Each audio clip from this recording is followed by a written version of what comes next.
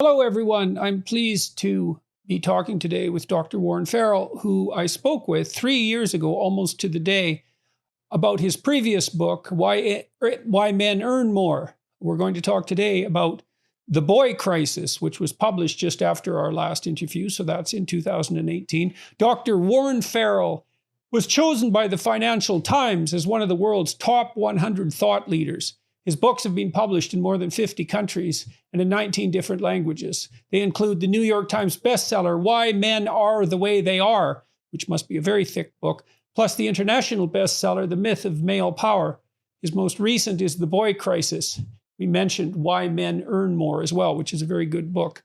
His most recent is The Boy Crisis, as I said, 2018, co-authored with John Gray. The Boy Crisis was chosen as a finalist for the Forward Indies Award, which is the Independent Publishers Award. Dr. Farrell has been a pioneer in both the women's movement, elected 3 times to the board of the National Organization of Women in New York City, and the men's movement, called by GQ magazine the Martin Luther King of the men's movement. He conducts couples communications workshops nationwide. He's appeared on over 1,000 TV shows. That's way too many TV shows. And has been interviewed by Oprah, Barbara Walters, Peter Jennings, Katie Couric, Larry King, Tucker Carlson, Regis Philbin, and Charlie Rose. He has frequently written for and been featured in the New York Times and other major publications worldwide. He has 2 daughters, lives with his wife in Mill Valley, California, and resides virtually at www.warrenfarrell.com. As I said, we spoke 3 years ago. It was May 6, 2018, just before Dr. Farrell's book, The Boy Crisis, was published. We'll concentrate today on this book and associated topics. Hello, Warren. It's so good to see you. It is so good to see you, more than normal, Jordan, for all the, we've had more than the boy crisis. We've had the Jordan Peterson crisis, obviously. Yeah. A very dull topic, that. I don't know. It's just amazing to me that during this process of you going through what you went through, not only with yourself, but with Michaela, with Tammy, that you're not only alive, but that you also produced an extraordinary book as well in that period of time. It's just beyond me. No, thank you. Yeah, well, it helped keep me afloat. So I've been reviewing The Boy Crisis in quite a bit of detail over the last few days. It's something I haven't thought about for a while. Certainly, I've thought about it since our last conversation. The world has twisted and turned in all sorts of strange ways since then, and I suppose this issue has been pushed. This particular issue, the boy crisis, let's say, has been pushed to the back burner in a major way by all sorts of, cultural movements and by COVID, and it's not precisely on the radar. You mentioned to me just when we were discussing this issue, for example, at the beginning of our conversation today, before we started taping, that President Biden established a White House Gender Policy Council, which is supposed to focus on gender issues, but in your opinion, pretty much only focuses on women and girls, and is also supposed to focus on race, but pretty much ignores Black boys, which is perhaps the intersectional place, to use a detestable phrase, where the crisis is the most noticeable.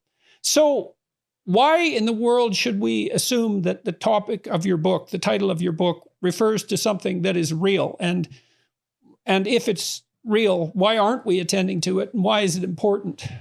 Well, first of all, it's real because in all 56 of the largest developed nations, boys are falling behind girls in almost every single academic subject, including reading and writing, which are the 2 biggest predictors of success or failure, as you can probably imagine. And boys who do badly in those subjects are much more likely to drop out of high school. And boys in general are much more likely to drop out of high school, especially in the United States. And boys who drop out of high school are more than 20% likely to be unemployed in their 20s.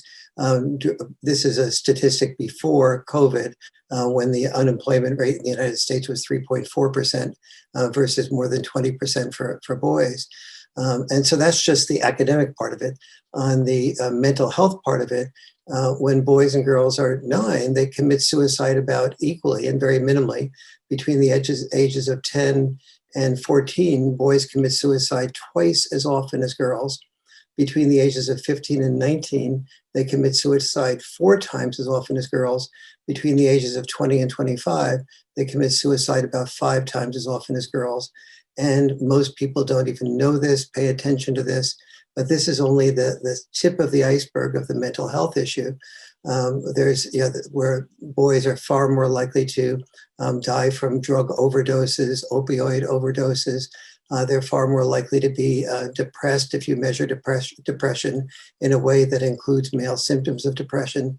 Much more likely to enter into places that take care of people who are mentally have mental problems and so on. And when boys, and so I started asking myself, what causes all this, and when I first submitted the Boy Crisis to the publisher and sort of in form of proposal, I outlined 10 causes. And those causes included the environment and schools and so on. But I kept coming back to realizing that the hub cause of the boy crisis was dad deprivation, that the boy crisis resides where dads do not reside.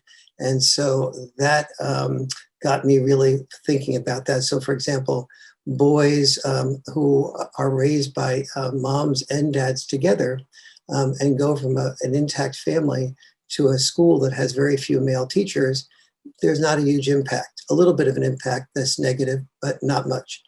But if they go from a female-only home environment, have only a female role model, then they go to a school with almost no male teacher role models, they are much more subjected to, much more vulnerable to being seduced by gangs as a pseudo family, or trying to not having the postponed gratification that dads tend to bring to the family.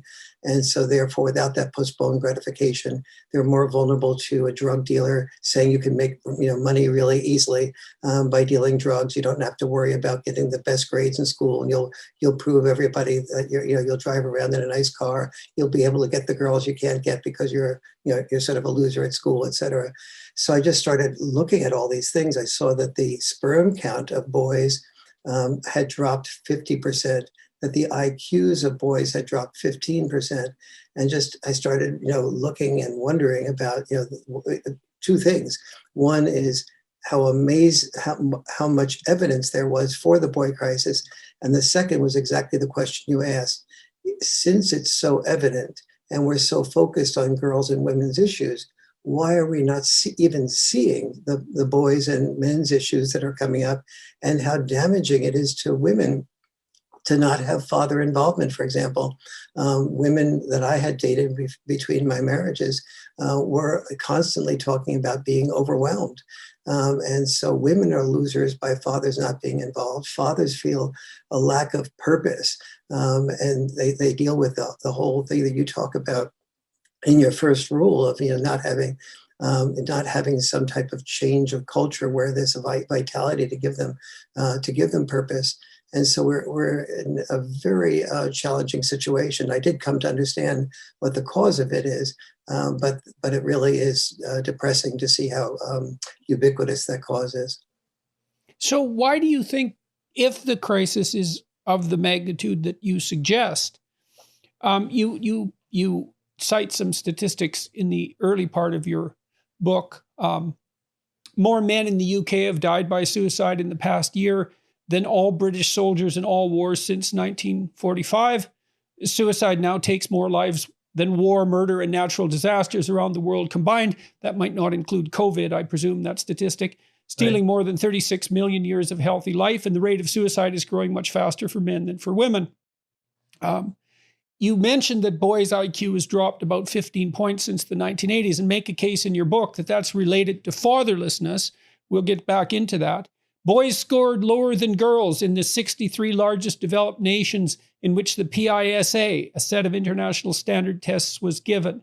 Boys are 50% more likely than girls to fail to meet basic proficiency in any of the 3 core subjects of reading, math, and science. By 8th grade in the US, 40% of girls are at least proficient in writing, compared to 1 in 5 boys. 1 in 5. Boys who perform as well as girls are graded less favorably. You know, we did some research years ago showing that agreeable children get better grades than their IQ would predict. And girls are more agreeable than boys. And so what that means is if you're less agreeable and more likely to be trouble then, because that is associated with being less agreeable, then you're graded more harshly than your pure cognitive ability would predict. And that probably accounts for the gender difference, or at least for part of it. Not that it particularly matters, but boys have gone from 61% of university degrees to 39%. Girls, the reverse. Percent of boys who say they don't like school has gone up 70% since 1980. I imagine it was already pretty high in 1980. Boys are expelled from school 3 times as often as girls. That's the same statistic basically as boys are more likely to be arrested for conduct disorder, juvenile delinquency. Men are much more likely to be imprisoned. It's the same pattern there. 1 in 3 children in the UK and the US grow up without a father. And, you know, our culture pushes the idea constantly that all families are of equal virtue, let's say. And I suppose that's justified in that it's self-evident that of all the things that people strive to do well in their lives, they strive to raise their children, I would say, more diligently than they might meet any other requirement or responsibility. And so it seems cruel to judge the quality of a family given the commitment that it takes, for example, to be a single parent. But I'm releasing a podcast this week with Richard Tremblay, who's perhaps the world's foremost authority on the development of aggression in children, development and regulation. And his data certainly indicates that having a single mother, especially a single mother with issues, is a predictor of the maintenance of aggressive behavior throughout the lifespan, a major predictor. Now, he associates that more with trouble on the maternal side, young mothers, young uneducated mothers with psychiatric and other health difficulties who lack social support. He hasn't concentrated so much on the fatherlessness end of it, but the upshot is, or the takeaway is the same. These are families that are not producing children who have the same probability of thriving, let's say. You said also Japan has increased its vocational education programs so that 23% of its high school graduates study at vocational schools, and they have a 99.6% employment rate. That's something we could talk about as well. So your book is peppered with, well, painful statistics, I would say. Why do you think we don't attend to this, Warren? I think historically and biologically, men were programmed and really through animals, including insects, right on through to human beings. We were programmed to be willing to die in order to get women's love. And so in every generation had its war. And in each generation's war, we said some version of Uncle Sam needs you. And we pointed to the uncle who in the Marine uniform on the mantle. And we were so proud of him. He died in World War I or II. And the boy sees that the way he can get love and approval and respect, even though he's being criticized by this person or that person or in school or at home, is he can be a soldier. And so we inspire boys to be disposable, and when somebody is likely to be lost, you don't develop as much emotional attachment to that person. And if your way of surviving is for males to be willing to lose their life, so we're not under Nazi rule, etc., you begin to develop a connection between caring about men largely to the degree that they are willing to protect women and die for women.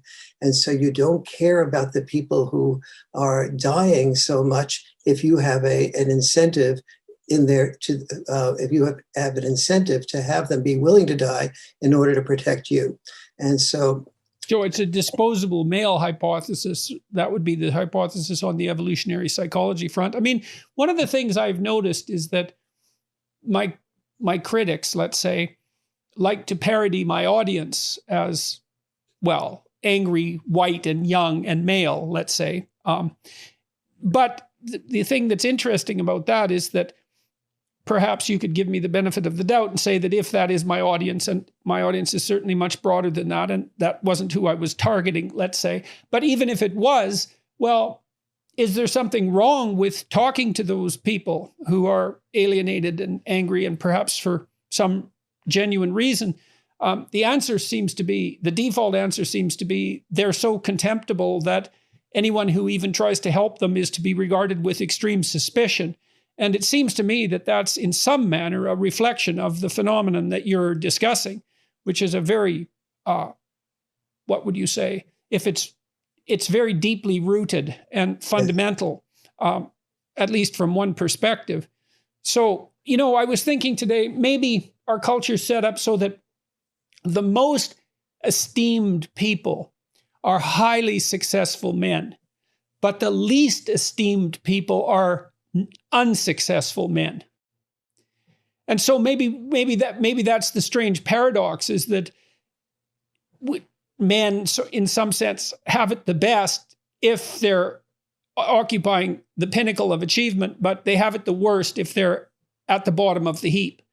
Yes, and that seems right. If you look at women's dating preferences, for example, compared to men, women are disproportionately attracted to successful men, and disproportionately likely even to rank men of average attainment as below average, whether it's attractiveness or any of the other criteria by which such things might be judged. Yeah. So, the question is, if it is so deeply rooted, well, one question is, if it's so deeply rooted, what makes you think there's anything that we can do about it? I mean, you haven't had any luck, for example, convincing the White House over years to pay some attention to boys, essentially, even though they're the problem, let's say. You might think that even from the perspective of prevention, there would be some attention paid in that direction. But this bias is so pervasive that it seems to even interfere with that. Absolutely. So a few things, lots of really good things you brought up. So let me deal with the first thing on the anger issue. One of the, I don't know if we discussed this before, Jordan, but I've been teaching couples communication workshops for 30 years, and just produced a Zoom course on that a few days ago. And one of the things that is fundamental to that course is that men and women, and this is gay couples as well, and trans couples, and even parents and children all complain about their partners or their parents or their child's anger. And one of the things that I work with them on is to understand that anger is vulnerability's mask. And the moment you see your partner as angry, look for the vulnerability that created that anger, the fact that they felt rejected, or the possibility that they felt rejected, the possibility that they felt misunderstood, the possibility that they said what they feel that bothers them over and over again, but that it's been ignored. And every time that they say what bothers them, there's a response to it that cuts them off and interrupts them before they've finished their full feeling. They're not drawn out, and the response that they get is an argument. And so they tend to not bring up issues that really concern them, because it's only going to be met by an argument that will escalate the problem. And so they end up walking on eggshells. Now, who does that? Men, women, both sexes do that. And it doesn't make any difference whether it's straight or gay couples. They both do. This is a complaint that I hear from literally everybody. And so when your audience is criticized as being angry, I would just ask, if you look at that anger as the vulnerability, how is that audience not being heard? And the way you are serving that audience is to hear if to the degree that audience is part of your audience, is serving that audience by healing them, by having them have a place where they feel heard as opposed to dismissed. When someone feels dismissed, they become depressed. They turn inward. And an example of that is when fathers and mothers go through the family court system. Fathers are much less likely to feel heard in the family court system to feel treated as equals. Oh, that's another reason why I wanted to talk to you before and today. In my clinical practice, I had men who were fine, upstanding men who were absolutely ground into nothing by the family court system. I mean, I pulled all the tricks I had out of my hat. One client in particular, a medical professional whose life was completely destroyed by the family law system. It was like watching a train wreck in slow motion, to use a terrible cliche. We tried every trick in the book to keep him afloat. What he wanted was 50% access to his 3 kids. And he was a really good father. I went out with him a number of times with his kids and watched how he interacted with them and how he taught them and how he cared for them, and went to his house and looked at how he set up their bedroom. And this guy did everything right. He was extremely high in conscientiousness, so unsurprising. But, he had his driver's license taken away. He had his passport taken away. He had his livelihood demolished by ill-founded rumors, by a spouse that was hell-bent on his destruction. We even went so far as to have him pick up his kids when they made the switch in front of a really, really busy supermarket. She would pull up behind him right in front of the doors of the supermarket. The kids would come out. She would stay in the car. The kids would come out and go into his truck and pull away, so that everything that transpired between the two of them was in full public view all the time. And despite that, she managed to get into his car a number of times. But anyways, he was just demolished. And I've seen this. And I get criticized. And maybe we can go into this a little bit. I get criticized for a couple of things by men regularly. One is I get criticized because I stand up for traditional marriage. And there's always a proportion of men who write, and they're usually men who've been demolished by the family court system, who say, look, you should stop telling young men to adopt a permanent relationship, get married, because the family court system is so prejudiced against men that to sign a marriage contract, if you sign it with the wrong person, is, tantamount to let's not call it a death warrant, but it's a very bad idea, and my response to that is, well, you're basically married if you live together for 6 months anyways. And so I don't see how the marriage actually adds to that, in terms of risk. But it's not like I don't understand that there's a point there. And it's interesting because I do believe that the family court system, I've looked at it, I've been involved in it several times. Wasn't to my benefit, I would say. The men who are objecting have a point. And then I'm also suggesting to young men, another point of criticism, that, they adopt traditional responsibilities to the degree that that's possible, and that's where they'll find meaning. But, some of your work makes me second guess that, at least to some degree, wondering if I just don't see an alternative, I suppose. That's really the issue, is that, well, what do we have? We have our jobs, we have our careers, we have our loved ones, we have our families. That's life. And if you don't have that, well, then you're adrift. That's the purpose void that you talk about in this book. But if the traditional pathways to meaning, let's say, are no longer reliable, what's a guy to do? Let's say. We really, so to affirm what you're saying and put a piece of data to that, when people are going through the family court system, mothers and fathers are going through the family court system, the father is 8 times as likely as the mother to commit suicide from the frustration, obviously, of not feeling able to connect to his children.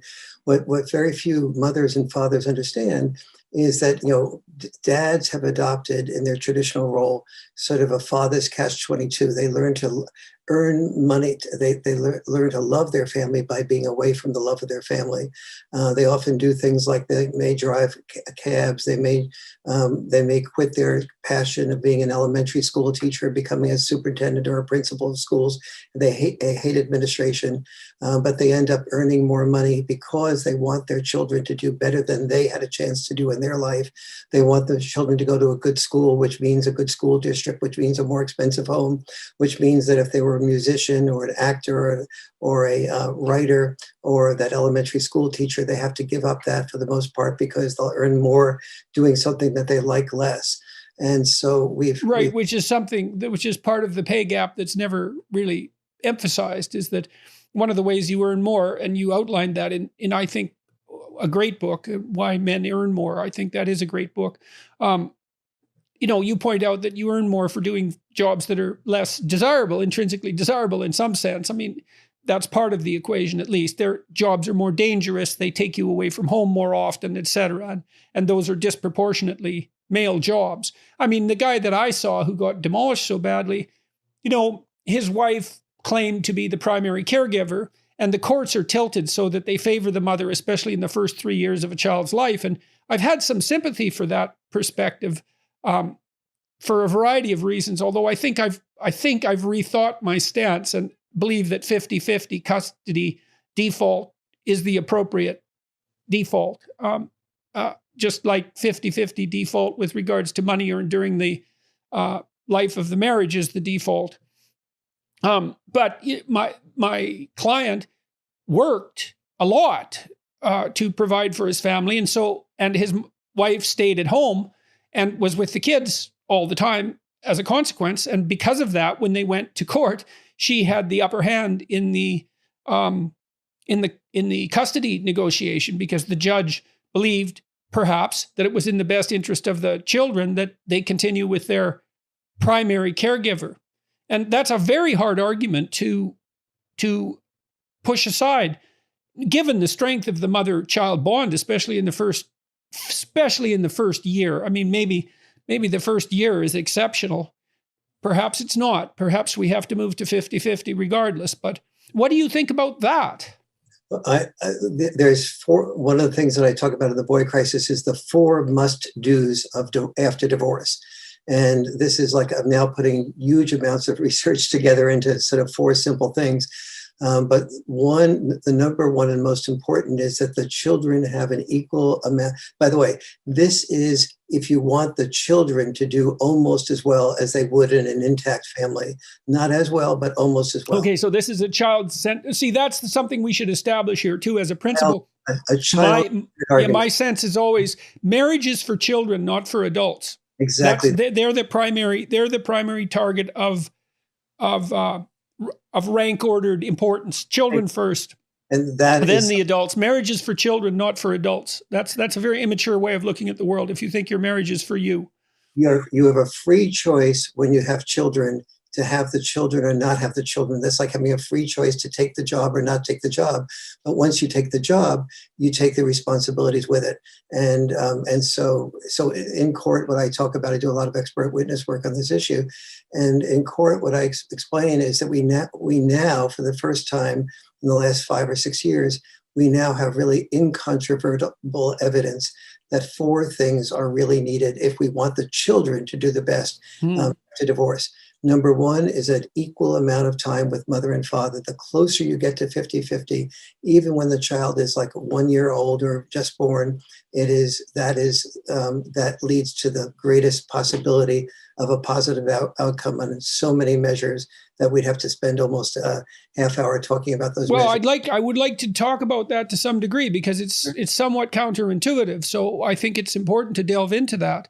Absolutely. And I'll be happy to do that. Okay. And then number 2 is that the father and mother live within about 20 minutes drive time from each other, because when they don't, oftentimes and become very resentful of the other parent because they have to go to that other parent's home and miss their soccer practice. So therefore, they don't get the skills and the teamwork and the continuity to be good on the soccer team, or miss their best friend's birthday party or whatever.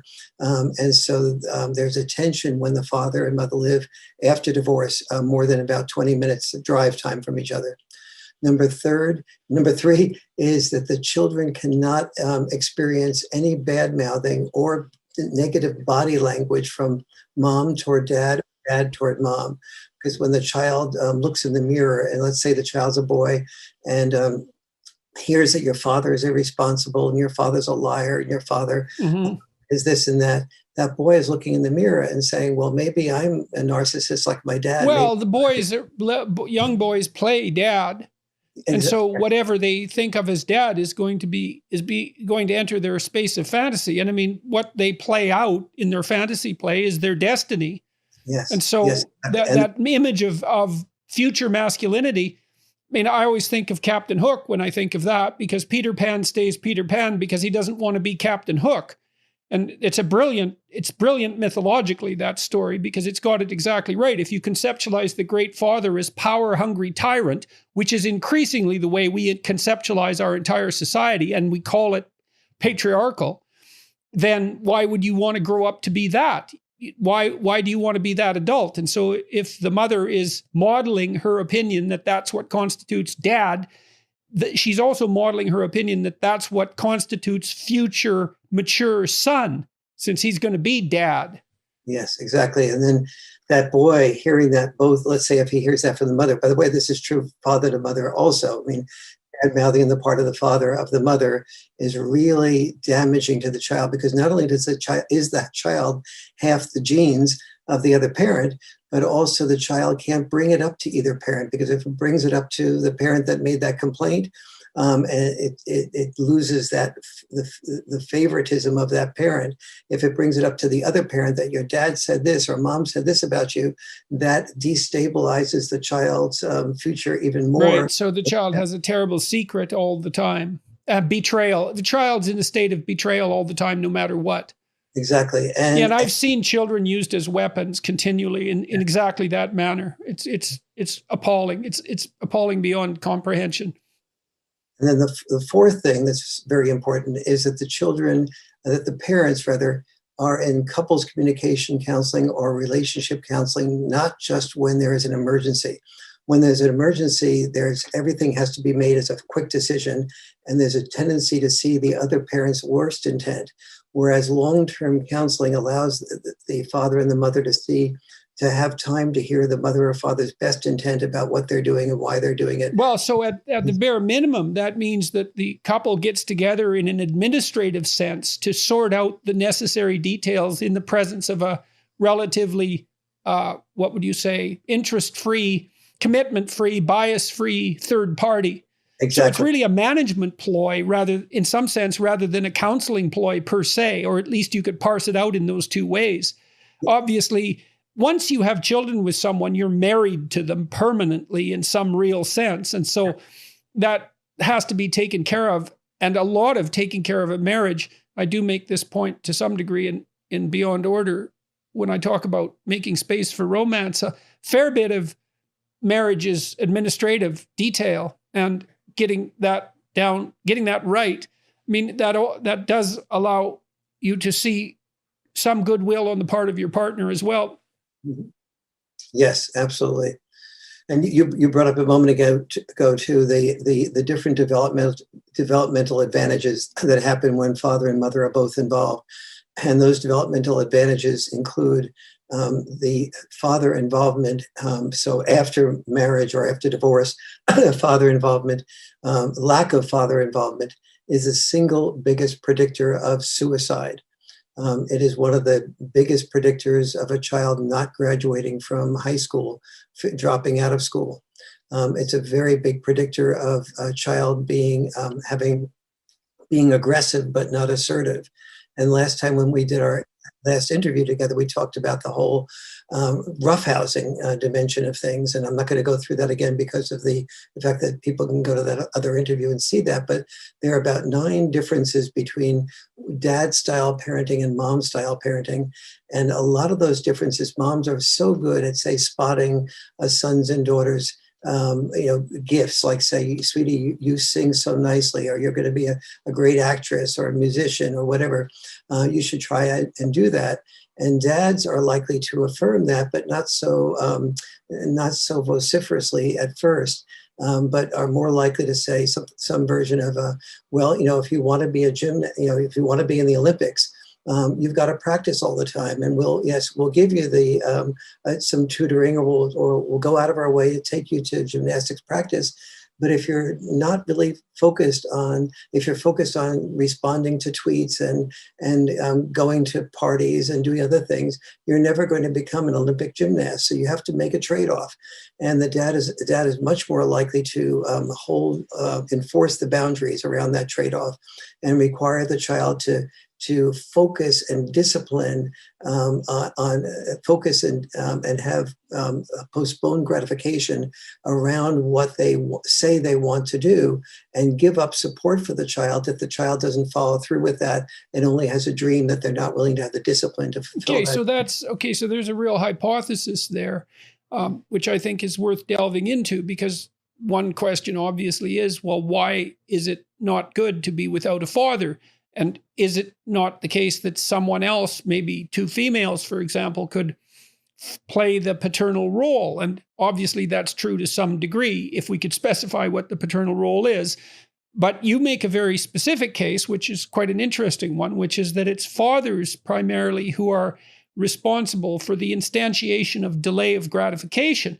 Now, we should point out that among psychologists who are leery of IQ as the best predictor of success in the long run, the vast majority of those psychologists, whose opinion I do not agree with, by the way, is that the thing that predicts better than IQ is the capacity to delay gratification. And that seems to be associated with trait conscientiousness. And trait conscientiousness, which is dutifulness and industriousness and orderliness, the ability to make and maintain verbal contracts, conscientiousness is the best predictor of long-term success outside of general cognitive ability. I would also say that in cultures where families are more likely to be intact, and so we could say Southeast Asian cultures, for example, and point out that children from Southeast Asian cultures do disproportionately better in North America than children of North American parents. The reason for that seems twofold. One is more correlational, perhaps, in that those families are much more likely to be intact and so to have fathers. But the second is that the advantage that is accrued to those children seems to be in the domain of conscientious striving.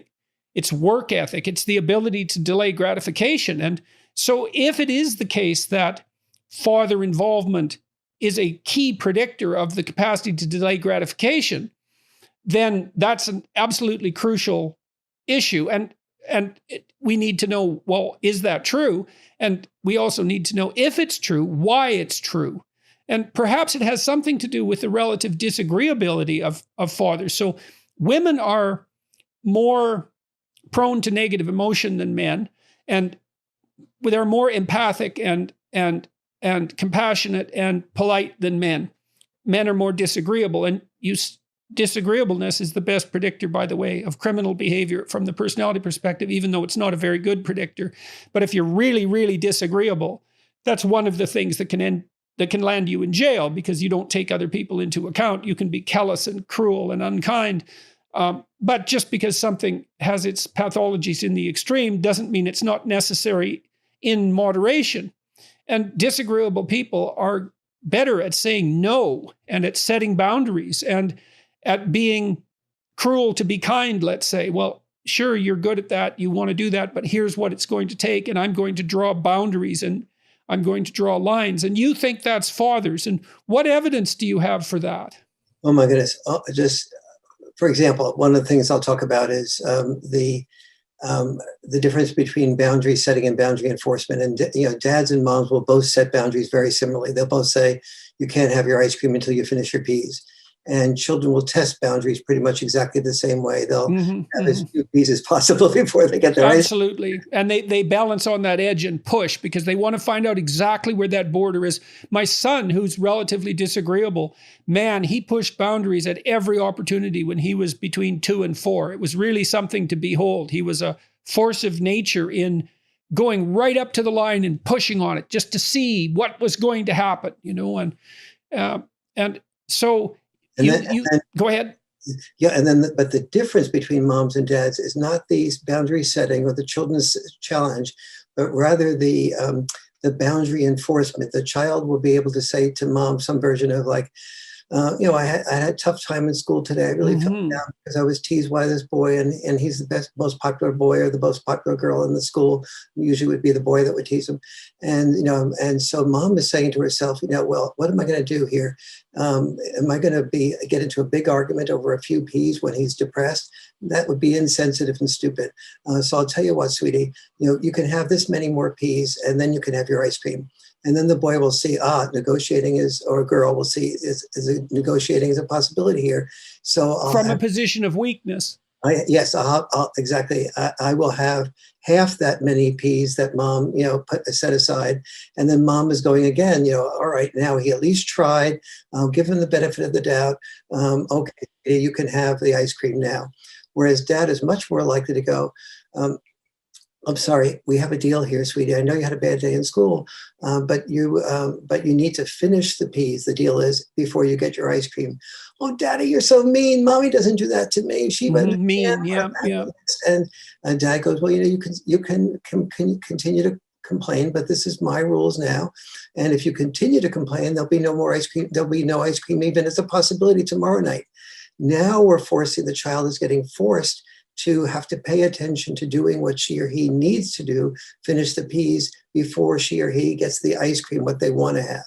Okay, so let me take what you said apart a little bit from a personality perspective. Okay, so I'm going to hit it from three perspectives. So the first is, I've always been entranced by the Disney movie Pinocchio, and Pinocchio is about the development of an autonomous individual, right? Someone who's free from having his strings pulled by others and who isn't a wooden head, but someone who's alive and can think for himself. And as Pinocchio develops, he faces a number of temptations. And one is to become an actor, which means to become a deceiver or a player of parts rather than the real thing. But another is to become a neurotic wreck who wants vacations. So he's tempted by Pleasure Island. And the way the fox and the cat tempt him is by convincing him that he's ill, convincing him to capitalize on that, and convincing him that the respite for his illness is a permanent vacation from his responsibility. So the temptations are deceitful actor and neurotic victim.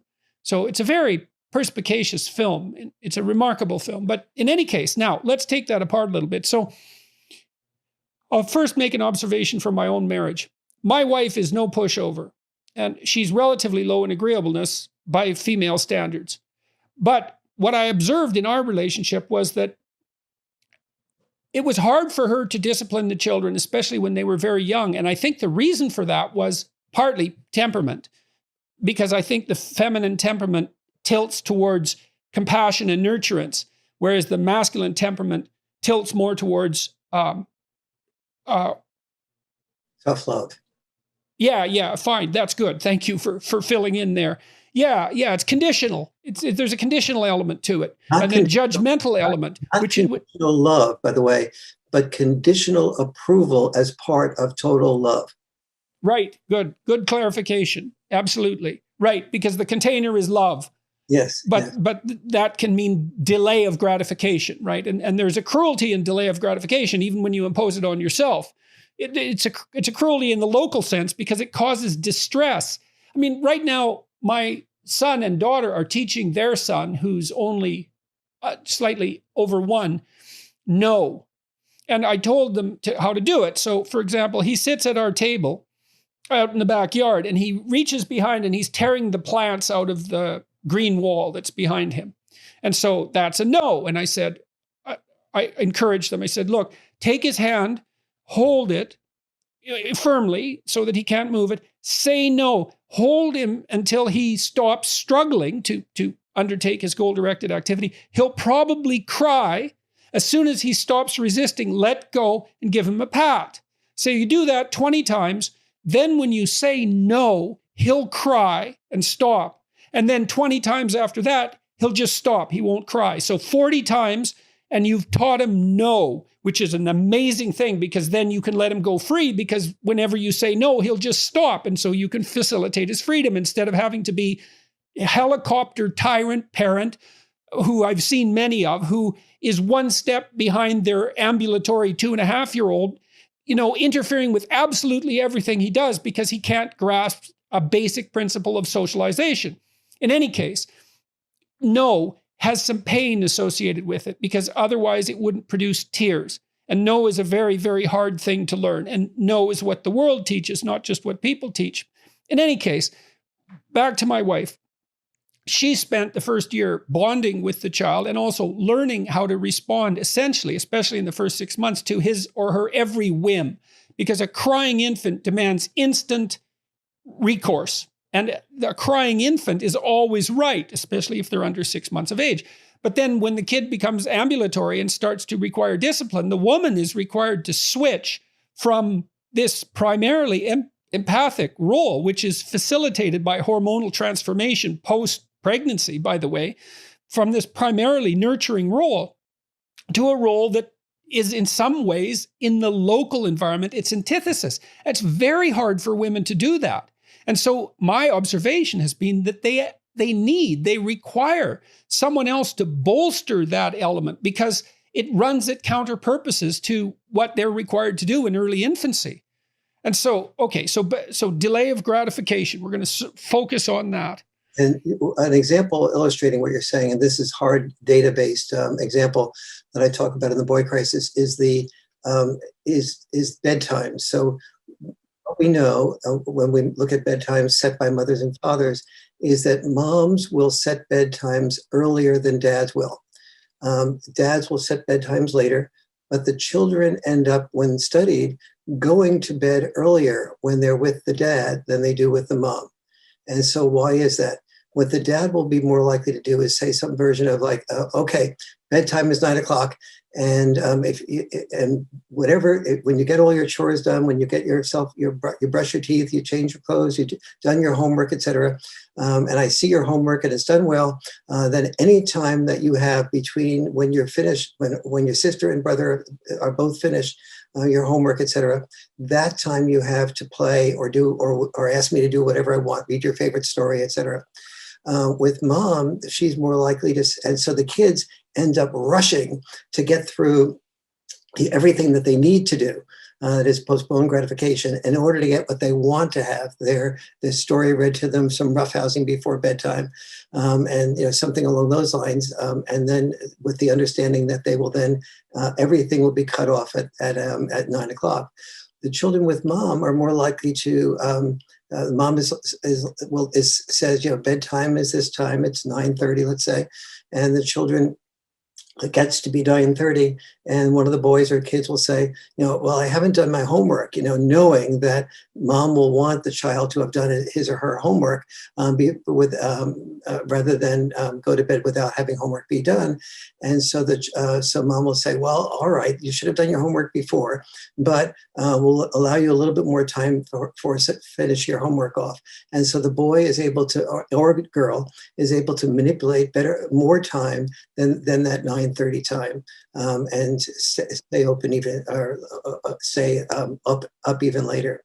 What the dad makes clear to the child is that if he or she does not, if they use up all that time and they haven't done the homework and it's now 9 o'clock your bedtime, sorry, but you will not. You'll just go to school and not have your homework done. That's your responsibility to get that done by this point in time. And so that's one of the sort of dynamics that happens that lead to children being more likely to be focused on doing what they need to do, and also children brought up by mothers are more likely to be ADHD. If they're brought up predominantly by mothers, 30% of children are ADHD. That includes the average between boys and girls. Boys are obviously more likely to be ADHD. Whereas with fathers brought up predominantly by fathers, only 15% are likely to have ADHD, because you can see from those examples that the boy or the girl, the children, are required to focus on doing what they need to do, get that homework done, get their teeth brushed before they get what they want to have.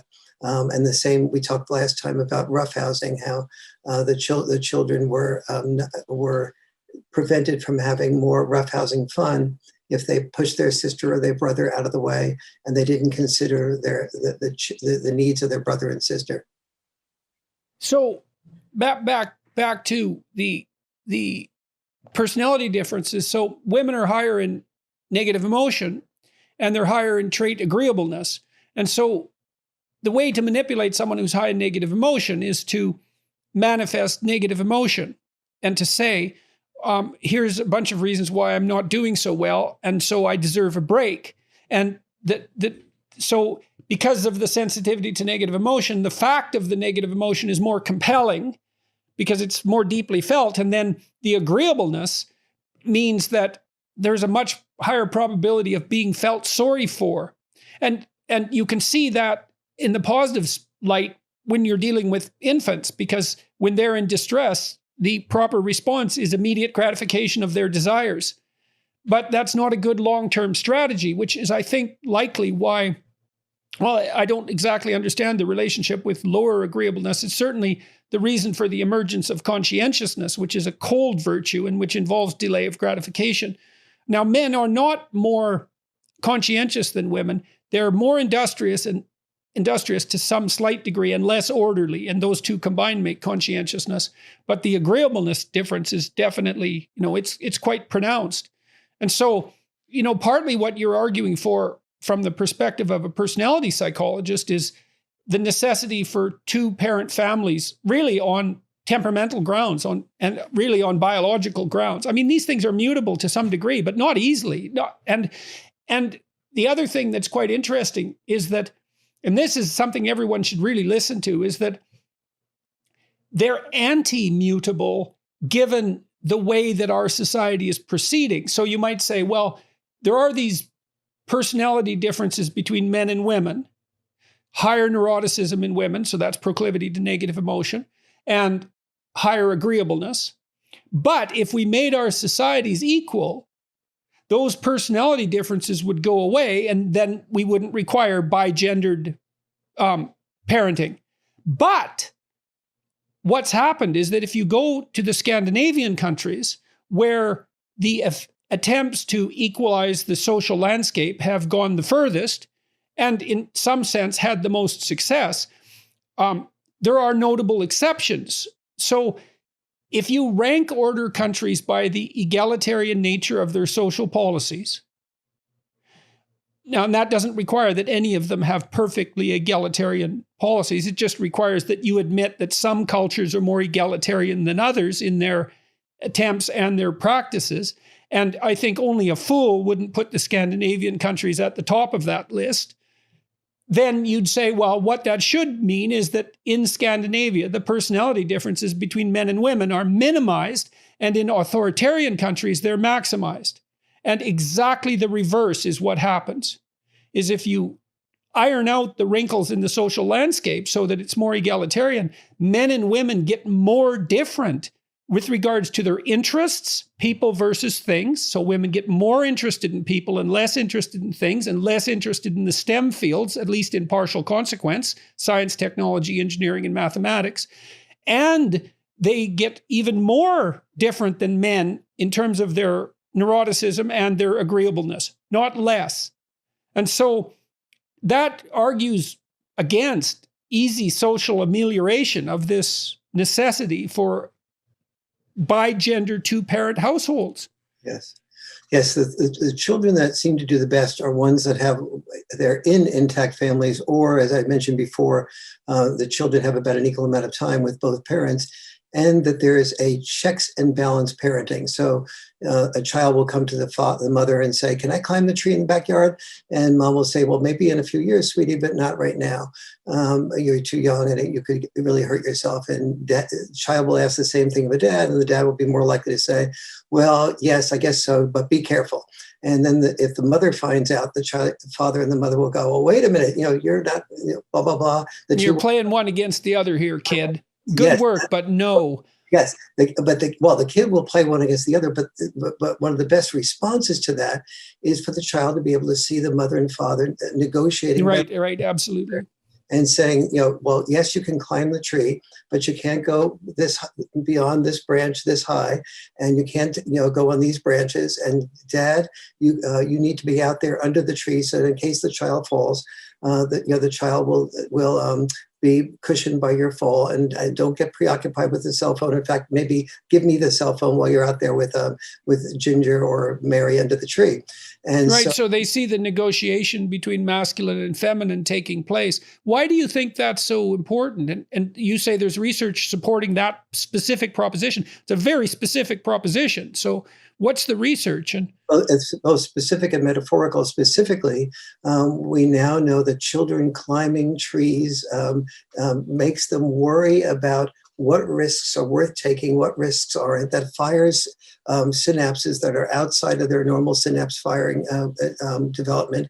And and the data that we have for that is that the IQs of children doing risk-taking behaviors like climbing trees increase as they do that risk-taking behavior, and they increase their psychomotor functioning.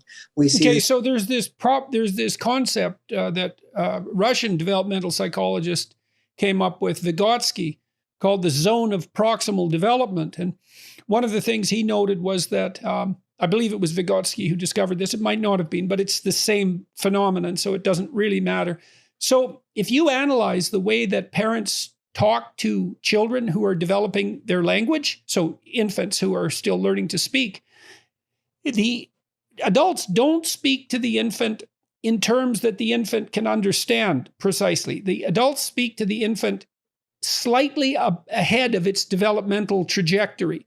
And Vygotsky called that the zone of proximal development, which is the key zone to be in if you're going to learn. So imagine, and I make much of this in my books, that there's a domain that you've already mastered. And so that when you operate in that domain, the things you want to happen, happen. That's the domain of order. And then there's another domain where all hell breaks loose and you don't know what to do. And that's the domain of chaos. But there's an intermediary where you're expanding your zone of competence through exploration. And that's really where consciousness operates. And that's where we learn.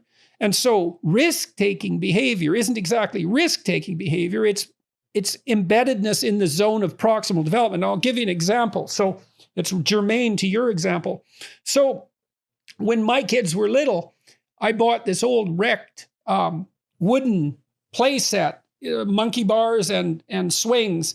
It was dilapidated, but I took it home and sanded it down and repainted it and, gave it about 5 or 6 more years of life. And my daughter, who was about 2.5 at the time, would go out there on that monkey bar. And so it was a ladder going up about 6 feet, which is a pretty decent ladder for a little 2.5-year-old, And so we were inclined to watch her. And she would stand on the first rung and then move her foot 1/4 of the way up towards it, and then half a way up towards it, and then 3/4 of the way up towards it. And then she'd put her foot on the rung, and then she'd do the same with her next foot, staying in that zone of proximal development. Can I move 1/4 of a step? Can I move half a step? Can I move 3/4 of a step? And we'd watch her do that. And doing that, she pinned all those movements together and mastered climbing up the monkey bar. And it was much to our satisfaction to watch her, because she wasn't taking a risk exactly. She was pushing herself out into the zone of proximal development and engaging in this mastery behavior. So you could say in some sense, and I believe this to be the case, that the masculine spirit encourages and facilitates the transformation. So if the feminine is concentrating on who the child is now and what that child now needs, the masculine is concentrating on how that child can move to the next developmental stage and pushing that along. Is that a reasonable presumption? A, yes, and B, here's an example of that also that coordinates or connects perfectly with that.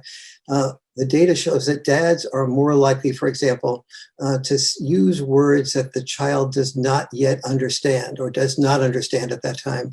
And the mom is oftentimes looking at it and saying, well, why are you saying that? The child doesn't understand what you mean. And the dad's conscious or unconscious sort of feeling is, I want to plant seeds. And after the child hears this in different contexts, she or he will begin to sort of understand what that word is and what that means.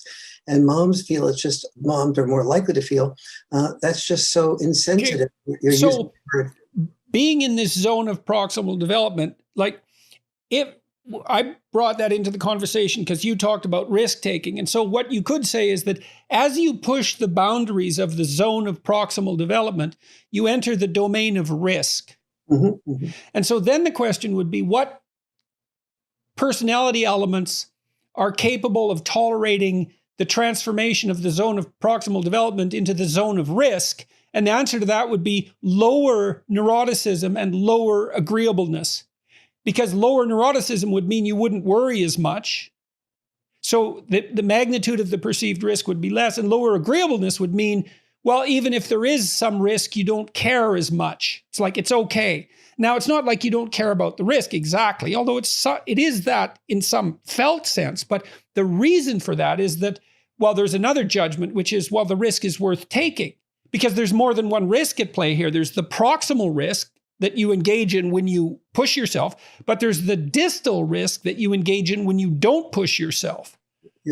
Yes, you're right on target there now. And this is why so many of the differences between male and female style parenting are so important to understand. And one of those that sort of connects to what you're saying is the differences that moms and dads tend to get into about dads teasing children.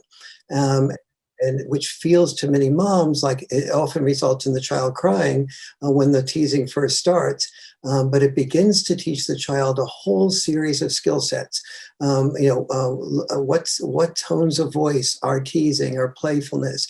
It's like roughhousing. It has a lot to do with play. Teasing is an abstraction of roughhousing. Exactly, precisely. What eye contact is being playful. What eye contact is serious. What body language. What I'm exaggerating now. You get off the bed because if you don't get off the bed, Daddy will always make life hard for you. You know how bad Daddy is, and the child starts laughing. Maybe after a while, maybe one time, this going like that, the child goes, oh my goodness, is scared. And so then after a while, the child learns that, oh, that's Daddy having fun. That's us having fun. And they begin to distinguish between make sure you get off the bed as fun versus make sure you get off the bed as, something that is. Right. Well, they also learn to distinguish between what's mean and what's funny. I mean, when I was watching my children, especially with regards to their sibling rivalry, which is likely to emerge in children who are less than 3 years apart in their birth order and sort of in proportion to the closeness of their birth.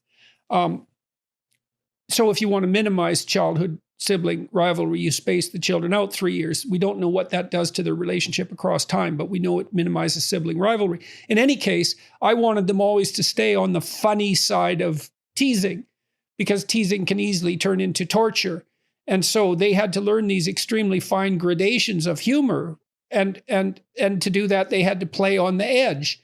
And the question is, how necessary is it to have the capacity to allow your children to play on the edge? And fathers have that by temperament more than mothers do. Now, but you pointed out something really interesting. You didn't exactly make the claim that the father was necessary. You made a more subtle claim, which was that the dialogue between the father's higher risk tolerance and the mother's lower risk tolerance is necessary. And that can take place within an intact marriage. But you also said it can take place in a marriage that's been broken apart as long as the couples commit to a long-term communication strategy, long-term supervised communication strategy. Yes. So it's the dialogue maybe that's really the issue here. It's the interplay between masculine and feminine. Is that the key thing rather than the presence of both? Is because you can imagine a man and a woman in a household who don't communicate ever about anything. And I can't imagine that that's going to be an optimal environment for a child, despite the fact that both parents are nominally there. Yes, absolutely. The children do well when both parents are involved about equally. And that's because of a lot of subtle things here. One, for example, is hangout time. And particularly boys, if you ask them, like, how is soccer today? The boy will say, okay. And but with hangout time and no, not much more. Well, what else happened? What happened at soccer today? Nothing much. And then, but if the father has hangout time, let's say in a divorce situation with the child is likely maybe one's doing homework, the other is doing a different type of work, and they end up in the kitchen together and they're looking through the thing, and then the boy will say, Daddy, I don't get it. If you're playing soccer and you're doing really well, and I was goalie last week, and this week I wasn't goalie, but I thought I did really well, and the coach even said I did really well. But now he put in Jimmy for goalie instead of me. What's that about? And that's when children with hangout time, both boys and girls, tend to do much better than they do when they just are asked a quick question for a conversation. For daughters, they need time for the questions to bubble up of their own accord. Exactly. Or some little thing reminds them of something. If you ask a child, how are you doing? Oftentimes they'll say fine. But if you say, if you ask them something specific, how did you like having the ice cream taken away from you by somebody at school? Then they'll have a response to that. So when something triggers something that is very specific, the child will tend to sort of open up and on his or her own terms. And interestingly, I said hangout time was very important for boys. Psychologically, some researchers at the University of California, Irvine, said it's the single greatest predictor of psychological security in girls, hangout time with dads.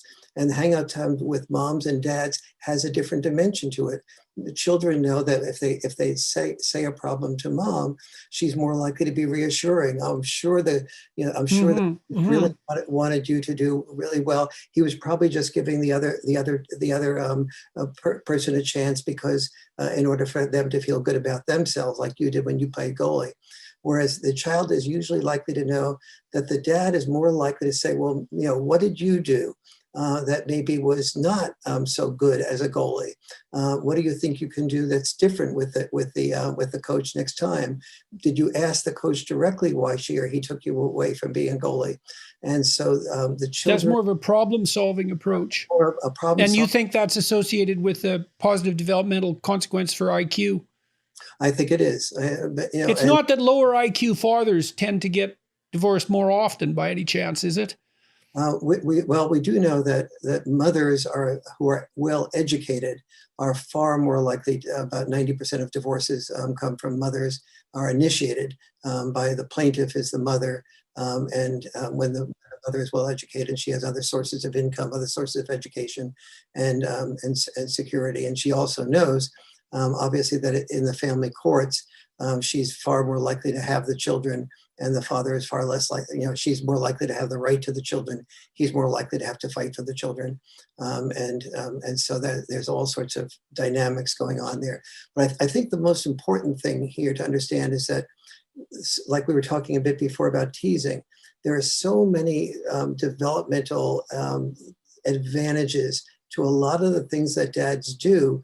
But I want to really make it clear that dads don't say to moms things like, I'd like to roughhouse with the children because it will increase the children's empathy.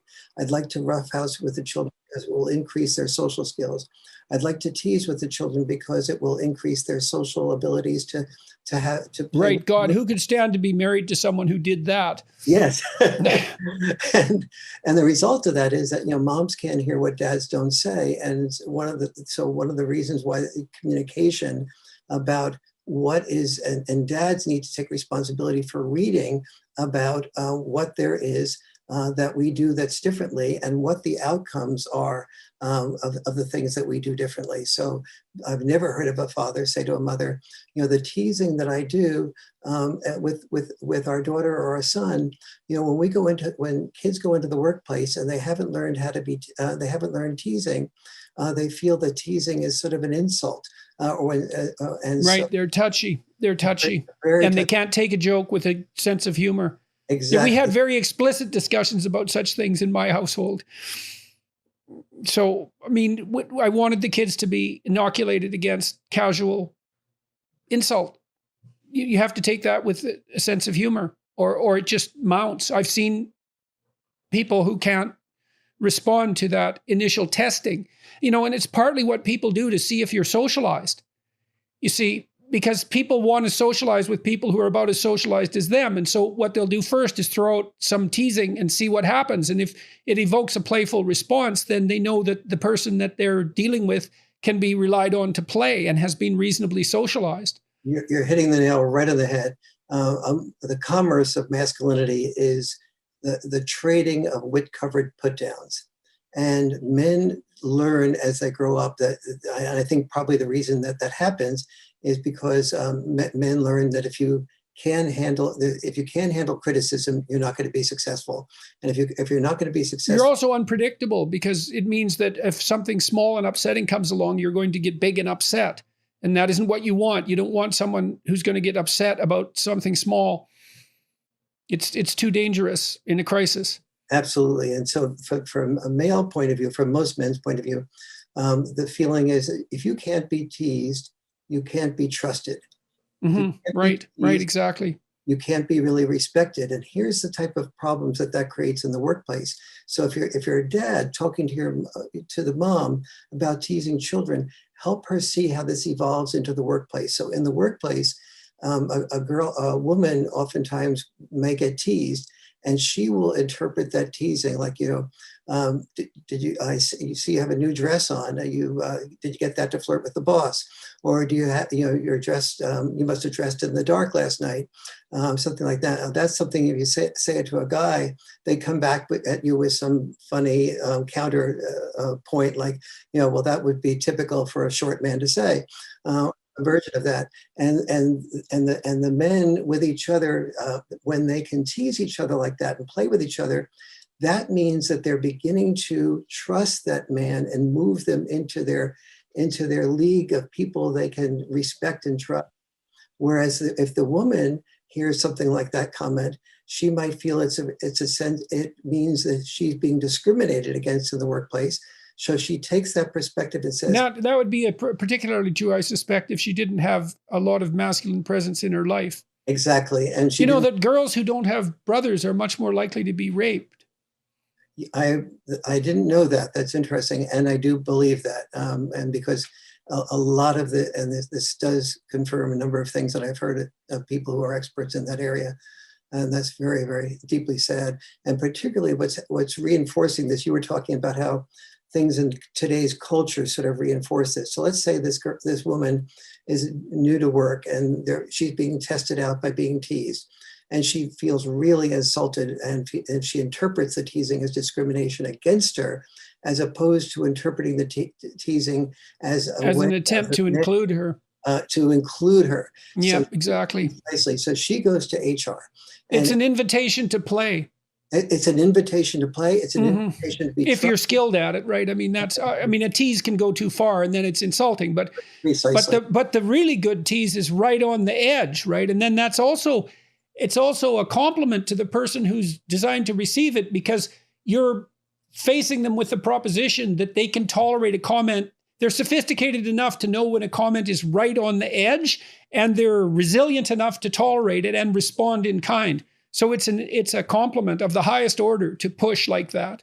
It is so important that you said that, and that's exactly right. That's exactly what teasing does test for, and that's exactly what men who tease each other are testing for, to see if the playfulness can be met with playfulness. It can be met with even a greater challenge that requires them to participate in the process. But institutionally today, we've taken... And you think part of that's crucial to IQ development? I do think that's interesting, because I mean, that teasing banter is a form of what dynamic wit. It's like a dance. I mean, some cultures have really perfected that. There's subcultures in England, particularly, where that's elevated to an art form, and you see that in places like Newfoundland and Canada as well, and in Alberta as well. I would say in the rural areas in particular. Yes, absolutely. And so now what we've done is institutionalized this teasing as a problem. So the woman, upset that she's being discriminated against, goes to HR and says, I was discriminated against, what he said to me. Right, thus failing a test in a more profound way, because one of the things you do when you're in elementary school and junior high school and high school for that matter, and then in the workplace, is tease someone and see if they run off to find a figure of authority or whether they can deal with it themselves. Exactly. Because you assume that if they have to run off and find a figure of authority, that they're not mature enough to solve their own problems. That's exactly right. And so the woman reports it to HR, and HR really is no longer HR. It really should be called HER, because it focuses almost always a complaint by the woman about usually a man. And do you know what the stats are in proportion of workplace complaints that are brought forth by women compared to men? I know the OCR stats, the Office of Civil Rights stats about complaining is about, I think there's a fellow named Joseph Eck who's done the research on that. And I think he said it was like 19-1, 19 complaints by women about men for each one complaint by men about a woman. Right. And that's funny because, the men probably generate the grounds for complaints more often, being more disagreeable. And the women are more sensitive to the negative consequences, being less emotionally stable, more neurotic. So that's a place where men and women don't feed back so well to one another, and it's unfortunate, but well, I have wondered, if men and women can inhabit the same workplace over time. We don't know that. I mean, I've been called reprehensible for even bringing that up as an issue, but it's not like we know. We haven't, the data aren't in. We've only been working together in some sense for 50 years. And there's plenty of evidence for sex segregation. It seems to be the norm rather than the exception that, once a sex starts to dominate a field, that dominance becomes more and more predominant until it becomes almost total. You see that with engineering, you see it with nursing. Those are extreme cases, but it certainly does happen. Well, they're not as extreme as bricklaying, which is like all men, but women haven't moved into the bricklaying domain, so we don't know what would happen if they did. They won't, but so we won't know, but No, and this the challenge here is really enormous because in the sexual area, it's very rare that a woman is interested in dating somebody at work who is earning less than she is, and doesn't have as high status. And usually, the great majority of women that I've seen that were single when they entered the workplace and then married somebody, a significant percentage of them have married somebody in the workplace, but the great majority of that significant percentage have married somebody at least at their level and usually above them at work. Yeah, it's hypergamy, right? And it characterizes women with regard to potential for generous earning, essentially. And unsurprisingly, I think it's an attempt to balance the economic scales because women take the brunt of pregnancy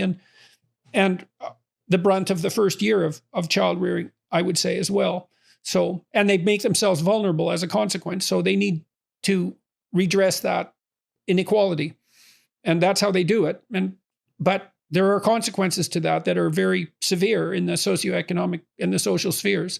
Absolutely. And then when a man above her does take interest in her and is explicit about it, it can either result in courtship or a law court.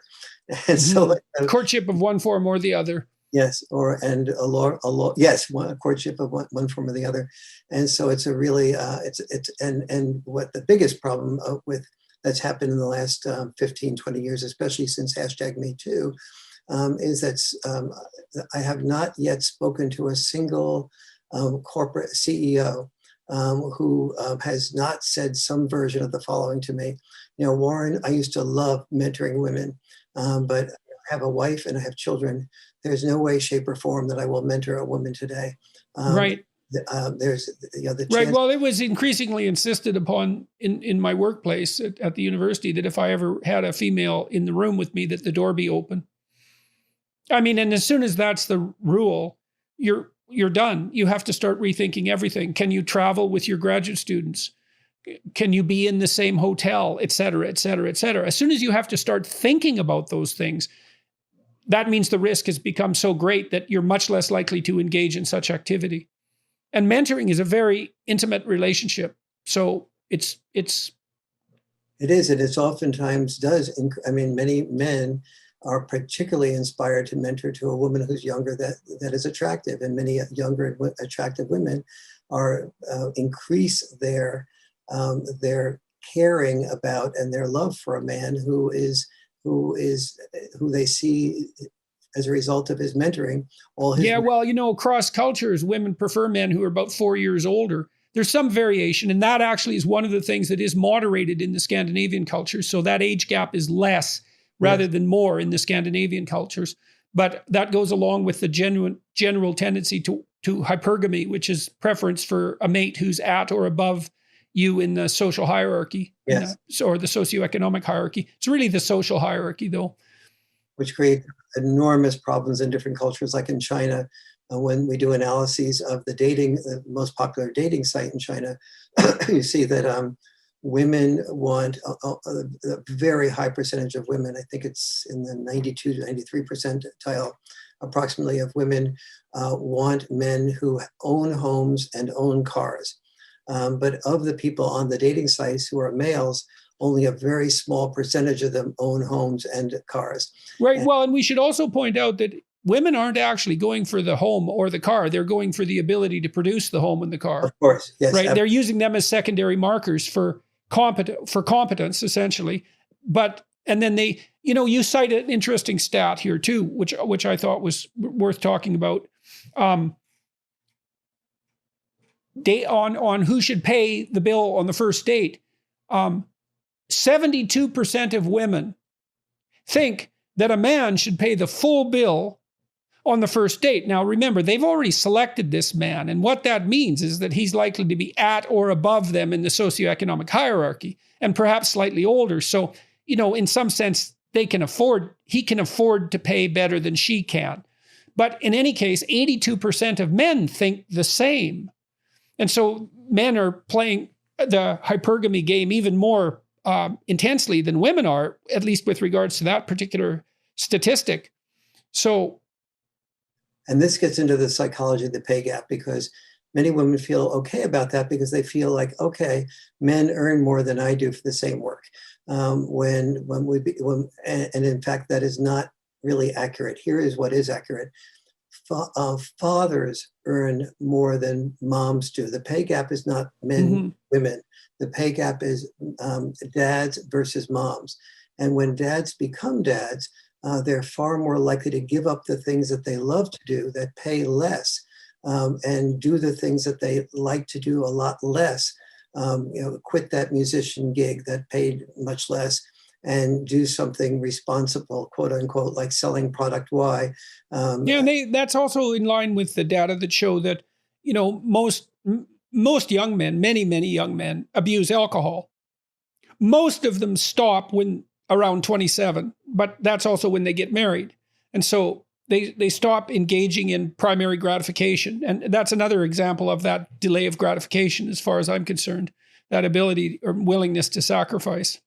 Yes, it is also part of your whole rule about it's important to have stable structures, but it's also important to have flexibility in structures. And part of it's so funny that it's so rare that we can have a real conversation about this, because let's say that the pay gap, it's certainly not obvious what degree the pay gap is caused by female hypergamy, right? If men demanded of their dating partners that they earned more than they do, my guess is that there'd be a pay gap in favor of women, because men are incentivized to earn more, because if they don't, the consequences in the sexual market, but it's not the sexual, it's the intimate interpersonal market, right? To not be cynical about it, because it's not all short-term mating that people are motivated by.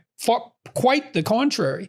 Well, they're motivated to take the more dangerous, less desirable, farther away from home and family and interest, for that matter, jobs, because the payoff is disproportionately large for men who do so. And you see that, and it's exaggerated at the upper end of the distribution as well, which is what you pointed out with regards to the dating sites. Like 70% of men are rated as below the 50th percentile in attractiveness by women. And so not only are there rewards for earning more, there are disproportionate awards for men for earning more.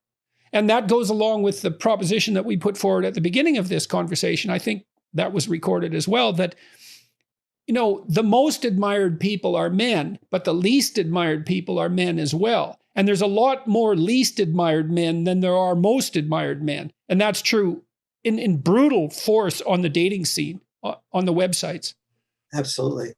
And as I said, part of the reason that this is sort of all justified is because, after all, men have privilege, and men are, and the pay gap is really a reflection of the fact that, men do less work and earn the same, and yes, which is complete bloody nonsense. That's just not true, that stat. There is a gap, but the reason for the gap is very, very complex and involves many factors, including the ones we discussed here, which you take apart so nicely in your book, Why Men Earn More.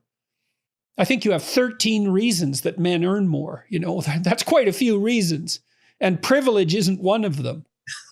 It's actually 25 differences between the choices that men tend to make and the choices that women tend to make. 25. Each of the 25 differences are things that do lead to men earning more money. But could you list a few of those now? Because it's such an interesting topic. Men are more likely to take hazardous jobs. They're more likely to take jobs like logging or trucking. They're more likely to take jobs that require them to work weekends or evenings. They're more likely to take jobs that have very little people contact, like being an engineer. But most men do like people contact. But many of the jobs with less people contact, like being an engineer or mathematician, tend to pay less. The men are more likely to, let's see, work longer hours. Hours, yeah. So the U.S. Bureau of Labor Statistics, when you hear somebody works full time, that only means that they work 35 hours a week or more, not 40 hours a week was what you usually think of as full time. Well, the average person who works 44 hours per week makes twice the money as somebody who works 35 hours a week. It's twice. I see. Well, I remember one of your stats, which was, I think, 10% more working hours is 20% more income, something like that. But that's a much more dramatic statistic. 44 hours is twice as valuable as 35 hours. Yes, on average. And men are much more likely to work that 44 hours or more per week. Right, and thus not be there for their children as is exposed in family court. Exactly, and that of course is very fascinating. It's what I call the father's catch-22, that dads learn to love the family by having to be away from the love of their family. But when the Pew Research Center asked dads who were full-time working dads, would you prefer to remain full-time working, or if you had the option of leaving your job full-time and being full-time with the children, which would you prefer? 49% of dads said who worked full-time, so these are not sort of loser dads or dads not inclined to work. 49% of dads who work full-time said that they would prefer to be home with their children full-time, and maybe work a little bit or not outside of the home. And yet that question is almost never even asked of dads. Usually when middle and upper middle class people are married and they have children, the mom generates three options. Option one is to work full time. Option two is to be full time with the children. Option three is to do some combination of both. And dads, they have three options too. Option one is to work full time. Option two is to work full time. And option three is to work full time, or more accurately, if they're a working class person, to work two jobs. If they're more of a white collar worker, they'll tend to sort of work more hours at the job that they're doing. And so these types of differences are not seen. And the easiest way to see these is that women who have never been married and never had children, they earn 117% of what men who have never been married and never had children earn. It's only when men get married and have children that they begin to do what you were talking about before, is start taking on a commitment, a new responsibility. Okay, so your claim, it's no wonder you're so popular. Your claim is essentially that men don't earn more because of privilege. They earn more because they take responsibility. Not that women don't. I'm not saying that, but I'm not saying that. They're taking responsibility in a different way because they're focused on the children, and maybe they sacrifice their career for that. And maybe that's what they want to do, but it doesn't matter. They're still doing it. But the reason that men earn more is because they're earning more for the people they love. Even politically liberal people who normally believe in minimal sex roles, when it comes to the children being born, the mothers are much more likely to sort of, even if they're working full-time, remember we said full-time is 35 hours a week, they're much more likely to go from maybe working 45 hours a week before to doing a few things that are different. One is to working not only fewer hours, but finding a job that is closer to home so they can be more flexible. And we see this, the best way I think to understand the difference in the pay gap is to look at what happens with women who own their own businesses versus men who own their own businesses. So take two groups that are quite equal. They both have MBAs, and so they're committed, obviously, to work. The Rochester Institute of Technology studied both groups of men and women with both MBAs who owned their own business. Women earned only 49% of what men earned. And so the assumption when they started this was, wow, women who own their own business, that will, they don't have the discrimination of, the discriminating male bosses. And so therefore they'll be valued more. They'll probably earn as much or more than their male counterparts. And the answer was no. So the Rochester Institute of Technology then investigated that further. And they asked women and men, which is the most important values for you in owning your own business?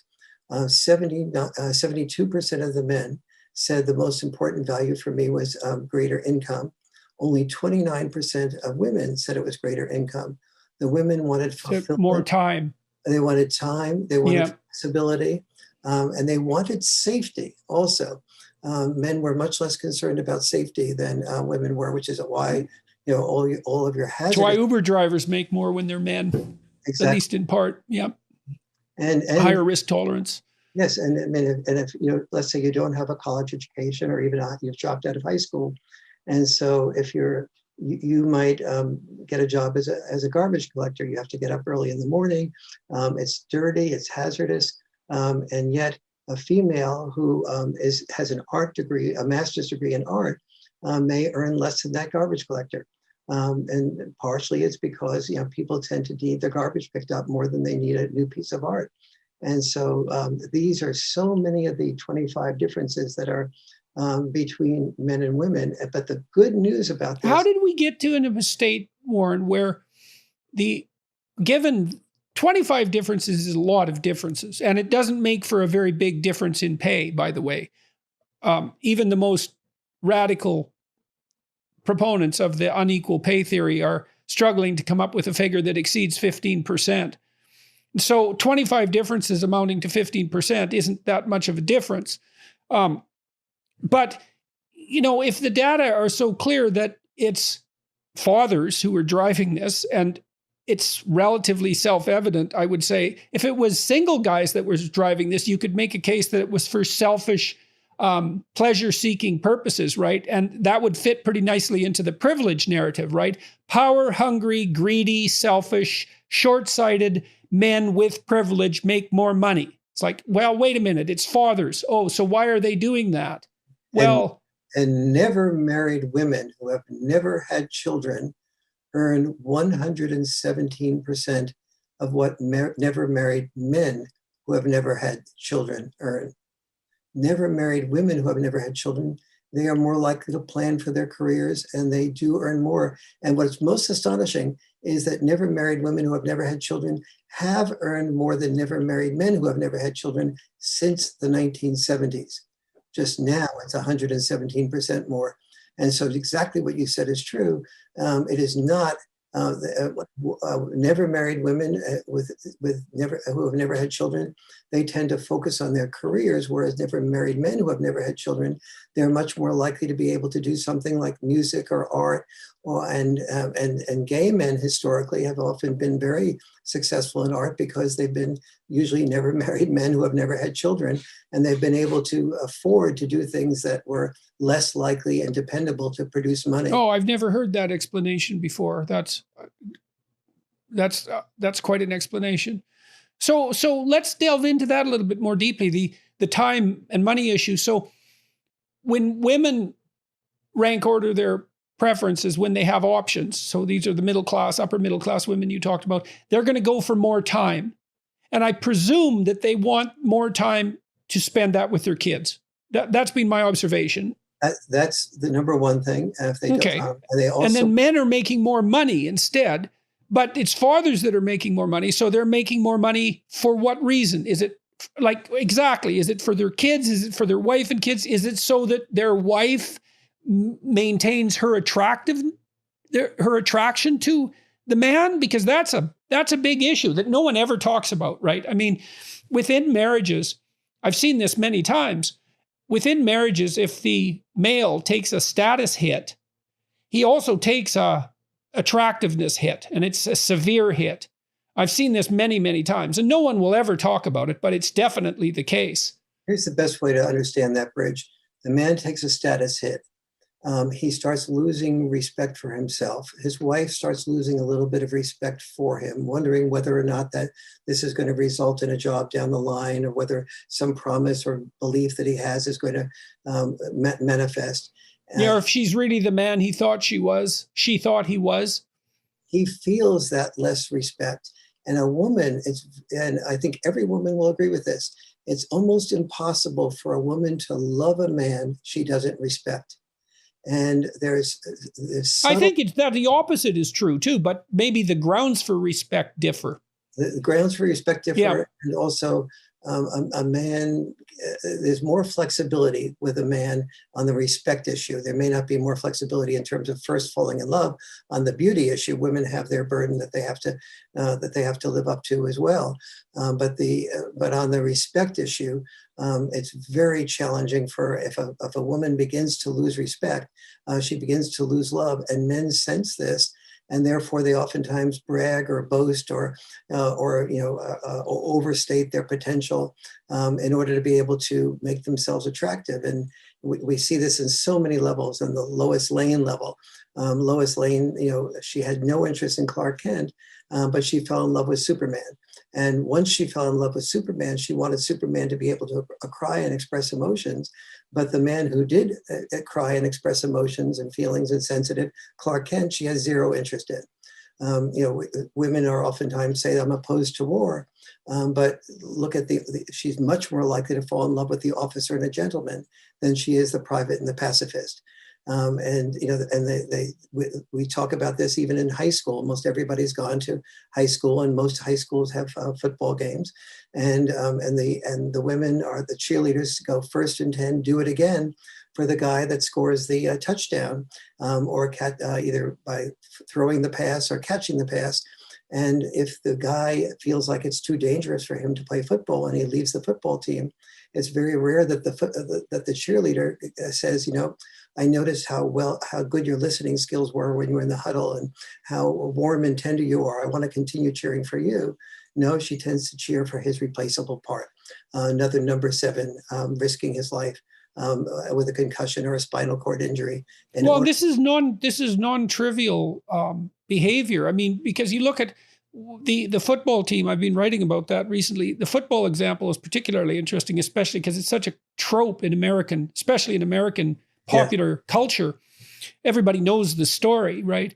But what's so interesting too is the men on the team will elevate their best player to the highest position of status, despite the fact that they all take a hit in terms of sexual attractiveness by doing so. I mean, maybe, being on a winning team elevates a rising tide lifts all boats. Well, definitely. But it's still the case that they'll take a relative hit within the confines of the team to elect the man to the position where he's most likely to receive the favors of attraction from the most valuable, the most desired women.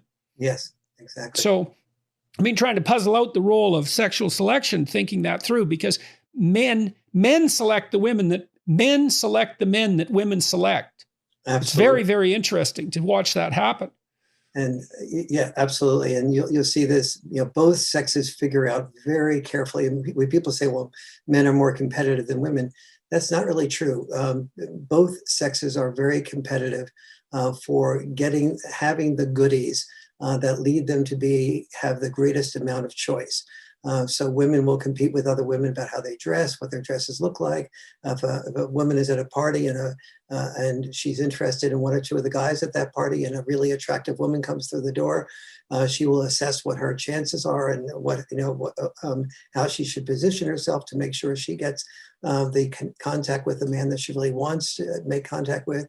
And the men will do the same type of thing around, the things that they feel will lead a woman to be attracted to them. Well, this also makes it's very difficult for men to figure out. This is another reason why I question the long-term viability of, not that I truly question it, but these questions arise in my mind, the long-term viability of mixed sex workplaces. The rules for competing with other men are pretty clear. Mm-hmm. The rules for competing with women are not clear at all. Yes.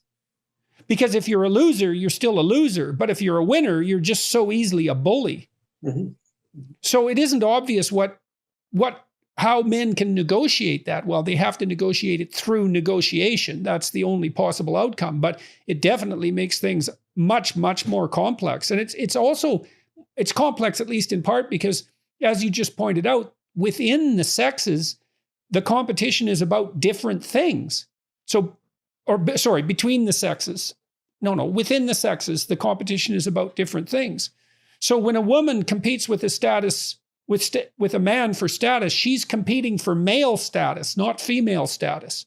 And so what to make of that? Well, why that would be rewarding to her isn't that obvious. And I think that's part of the reason why so many women bail out of high pressure situations, jobs, when they hit their 30s. I mean, part of it is that they would rather be with their family and for obvious reasons. But the other unspoken elephant in the room is always, well, why would it be particularly rewarding for a woman to attain status in the masculine hierarchy? What benefit does that confer on her? Well, more income, that's one of them. But that confers no attractiveness advantage, whereas for men, it accrues a tremendous attractiveness advantage. It's definitely disproportionate male versus female. I would say, though, that if a man has a choice between two women and they're both equally attractive and their personalities are pretty much the same, et cetera, and one is more successful than the other, the man is likely to be more attracted to the more successful woman, but he's also likely to be afraid of rejection by that more successful woman. Yes, definitely. He will feel that more successful woman will have more options. She will have more options. She will have more options. And she'll have higher demands as well, because she's going to want to mate. That's the real issue. That's where the rejection issue comes in. It's not even necessarily that she has more options. It's that because she's more successful, her criteria for what constitutes acceptable are going to be elevated. They may even be elevated to the point of impossibility for her. Exactly. And the real fear that the man has is the fear of being rejected. Yes, definitely. And I think that well, I've made light of that by teasing my class, my students. I said, well, what's the joke? Well, you're perfectly suitable as a companion, but in no way should your genetic material be allowed to propagate itself into the next generation. Right? That's the core of rejection, and it cuts to the bone. It cuts to the bone, and it isn't obvious that's sufficiently understood how terrified men are of female rejection. Well, that's part of the turning to pornography, I would say, and the advantage of dating sites like Tinder, because the rejection is taken out of the game essentially, or it's hidden, masked. Tinder is a revolutionary technology because it alters the reward and punishment structure in dating. I mean, it's incendiary and named properly. Pornography is basically access to a variety of attractive women without fear of rejection at a price you can afford. And and with the commensurate responsibility. None, exactly.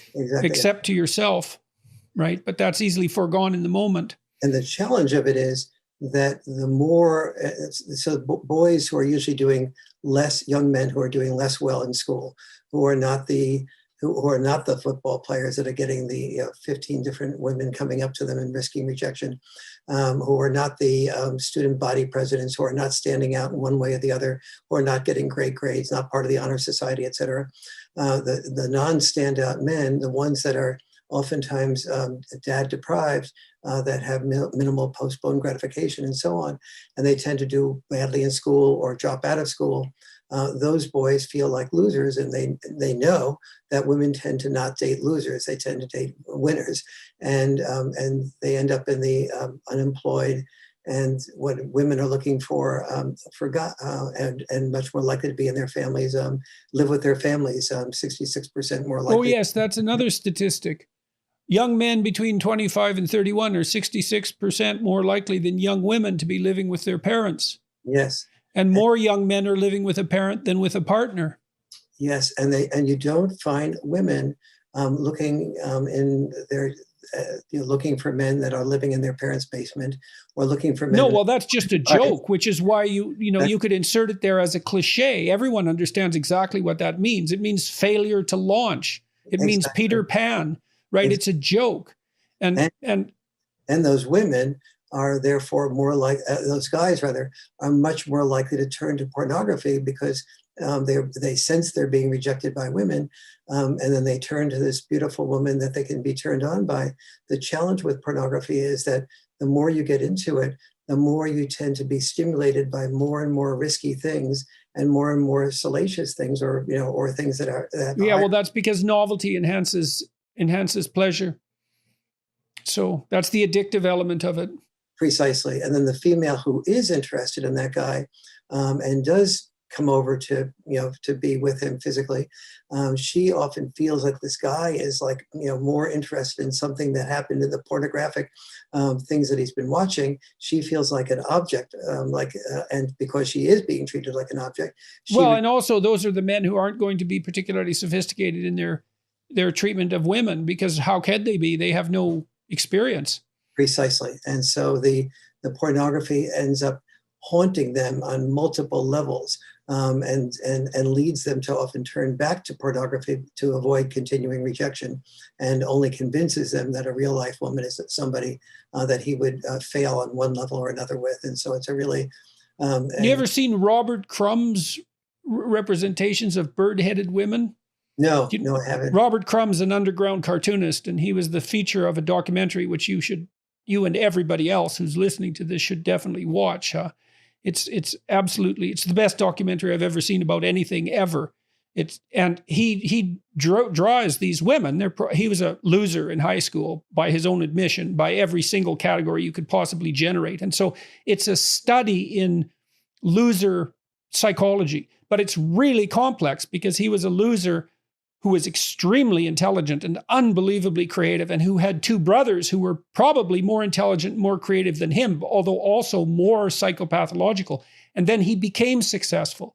He was one of the establishers of underground cartooning back in the 1960s, and spawned arguably even graphic novel.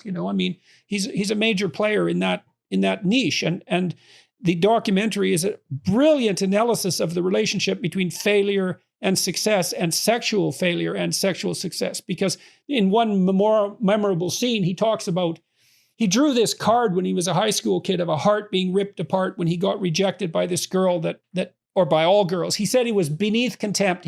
He wasn't even in the category of comprehensible dating partner. Right? He was outside the game entirely. So he's rejected by the feminine as such. He draws these pictures of bird-headed women with teeth, and they're powerful, big thighs, big rear end, like physically powerful, intimidating women, like mothers. Draws sometimes these characters of little tiny men climbing up the legs of these huge tree-like women, but they're very aggressive and domineering. And the reason for that, at least in part, is because every woman he ever approached was rejecting and aggressive in the extreme, treated him with nothing but contempt. And then he says in an unbelievably memorable piece of the documentary, that all changed when I got successful. And you can just hear the resentment and the bitterness in his voice, even though it did change. And he wasn't that old when he became successful. He was in his mid-20s. Plenty of time to be on the outs completely and to experience life at the bottom of the male dominance hierarchy and even farther down the female dominance hierarchy, let's say, in terms of desirable men. It's called Crumb, the documentary. I would highly recommend it. And it's absolutely brilliant study. And he had an authoritarian father and an indulgent mother, and she plays a key role in the documentary. And it's awful. It's awful. It's a study in Freudian psychopathology that's deep beyond belief. I've seen it like 40 times, showing it to my classes and walking through it clip by clip. But anyways, it's a study. You don't see the world from the perspective of down and out male loser. There are subcultures that sort of exist there, but this is the only examination of that place in the world I've ever seen that I thought really, really nailed it. The documentarist was a friend of the family, so and Charles' brothers, one of them ended up a sexual offender who lived on the streets of San Francisco, and the other committed suicide by drinking furniture polish when he was like 55, after being bullied terribly in high school and living in his mother's basement, essentially, for his entire life. ugh, awful, awful. But, you watch the documentary, it's not like people really, you generate some compassion for the people in the documentary and what they've gone through. But I wouldn't say that compassion is what's primarily elicited by the documentary. And that goes back to this discussion we had right at the beginning about, what kind of empathy we have for the men who aren't making it. And the answer seems to be very, very little. Let's go to social policy with that. We might ask, okay, in light of this, what do we do? And I would say this is what I've recommended. I've recommended to young men that that these are the facts on the ground and they're not going to change. And that if you're being rejected chronically by women, or if you're terrified out of your mind about that, and perhaps rightly so, you should take a good hard look at yourself and see what it is that you have to offer. And so, like, are you as educated as you could be? Are you working? Are you looking for a job at least? Are you trying to get out of your parents' house? Are you taking the steps necessary to become gainfully employed, productive, generous, and attractive? And, that tangles us back up with something we also talked about in the beginning, which is the criticisms that have been directed my way by men, which is, well, you're asking men to live up to a stereotype that essentially undermines and devalues the vast majority of them. You're part of the problem, not part of the solution. And your emphasis on responsible marriage, given the state of current family law, is nothing short of reprehensible. And so, my approach is do what you can at the individual level to put yourself in the game. But there's much more to the story than that. Absolutely. This is really complex because the good news is there's a lot you can do to choose a woman who is the right woman. And so, for example, looking at when you both go out to dinner, is she open to paying? If she isn't paying, does she cook a dinner for you the next time around? How does she treat the waiter? Somebody that can't do her any good. Ask her about her former relationships, how they broke up, and who was at fault. Is there any accountability and responsibility on her part? Of course, ask these same questions of yourself as well, especially about former relationships and how they broke up. And so that's so choosing the right woman is probably. And so, what are you looking for there? You're looking for generosity. You're looking for kindness down the hierarchy, right? So that's how does she treat people who are social inferiors, so to speak, at least in that context, like waiters.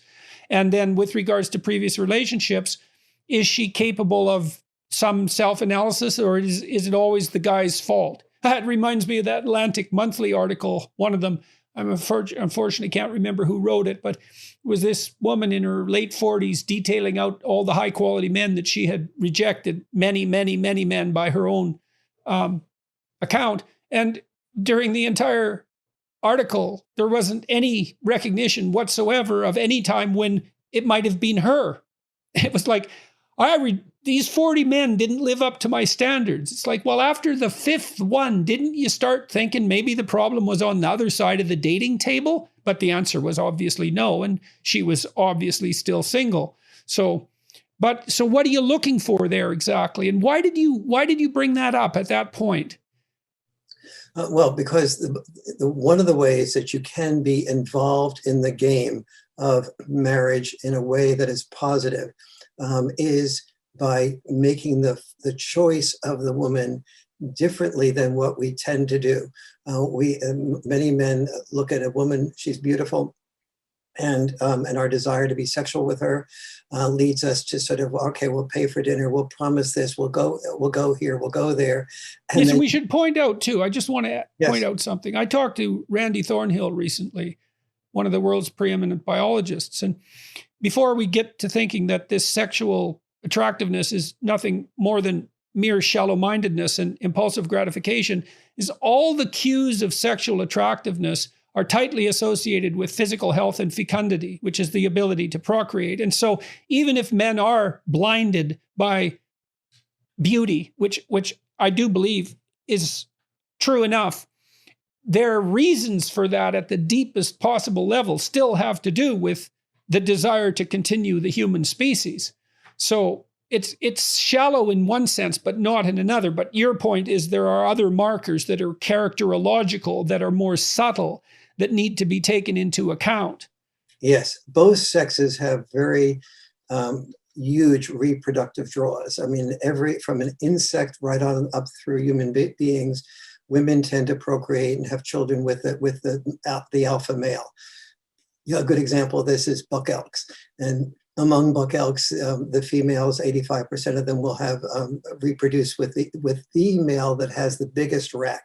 But what it takes to get that biggest rack is an exhaustion of 30% of the minerals, nutrients, and calcium in the buck elk. So the second that he reproduces, if he doesn't get rid of his rack immediately, he's likely to die before winter sets in, and he's able to replenish the nutrients and the minerals and so on. So his rack was very productive for being able to procreate. It was very productive for being able to attract the female, but it was also his weakness. And that's very symbolic of men, that men's weakness is our facade of strength, because it was strength because we could use that rack, or not me, but the buck elks could use that rack to get rid of other predators or people that the female didn't want, to protect the female when she was creating the child, and so on. But he was also being used for being part of the next generation's benefit of producing the next generation's machine. And as you said, once we have children, we really live for the next generation. And so now then the next question becomes, as humans, do we want to create more options for ourselves? And are we at a point now where survival is mastered enough in the middle and upper middle class that we have then we are chosen merely for our success? And I think the best explanation of that comes in Japan, where the millennials in Japan have a game called karoshi. And of course, karoshi means death at the desk or death from overwork. And the game, each person has a little karoshi figure, and they compete to get to the top of the ladder. It might be the political ladder, it might be the economic ladder, it might be the religious ladder. And as they compete to get to the top of the ladder, the one who gets to the top of the ladder first commits suicide. Not in real life, but in the game. And the point that the Japanese millennials are communicating with each other is that that what we did to become that successful man, who was the most attracted, who was the most able to be eligible for sex and for love, is we unbecame a human doing, climbing to the top of the ladder. We unbecame a human being. We didn't even think of ourselves as a human being.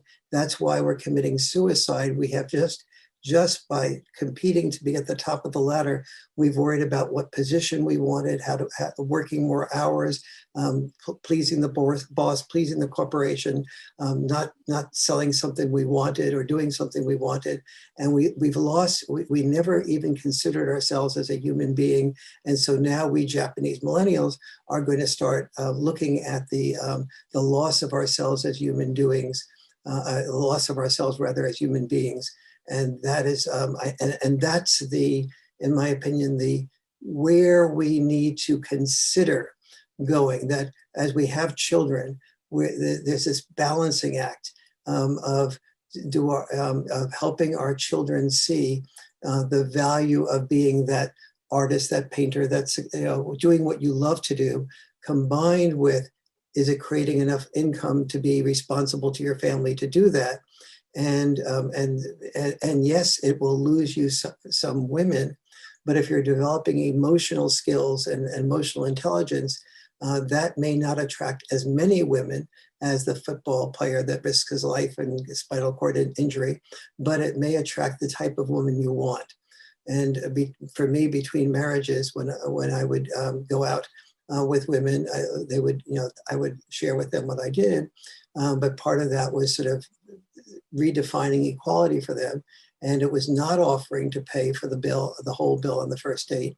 It was talking to them about the options, like I can pay on the first date, and maybe you can do something like cook dinner for me on the second date, type of thing. But I'll tell you, many, many times I feared, not many times I feared, I know a few times that I said something like that, that I knew there was going to be no sex that evening, whereas otherwise it probably would have been. And so, it's a risk that you take inside of yourself. But for me, what I wanted to select for was a woman who wanted me more for who I was and less for what status I had or what predictable status I had. So, well, what do you think? What do you think about the advice that advice? I don't really think I give advice exactly. I'm trying to explore ideas, and that exploration has certain consequences. But certainly, I do, and as is my role as a psychologist, I do, encourage the people who are reading me to do what they can with what they have to the best of their ability. And I don't see that we have a truly viable alternative to essentially classic sex roles. I know they're under pressure for all sorts of different reasons, including the ones that you've outlined, but in some sense, it's the only game in town.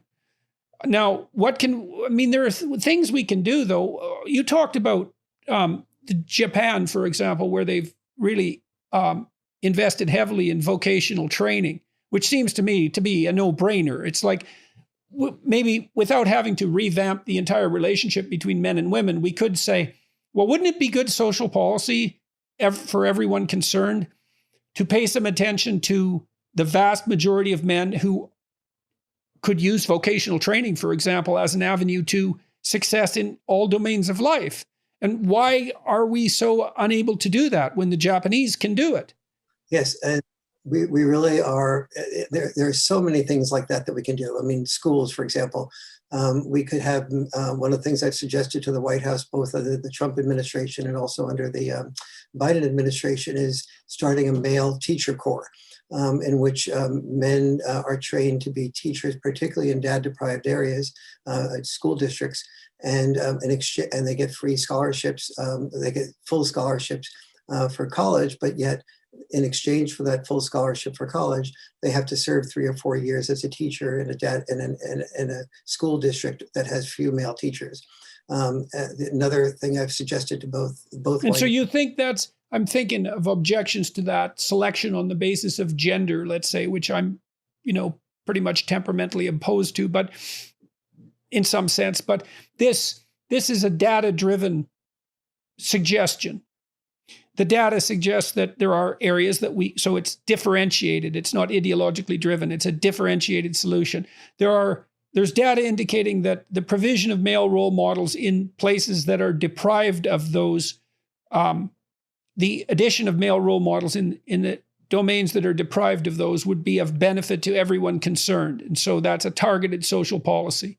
Yes. It's not an ideological statement. Precisely. And in fact, it's even more complex than that. The way that I've suggested it is that you don't just get males like me. I consider myself more of a nurturer, connector male.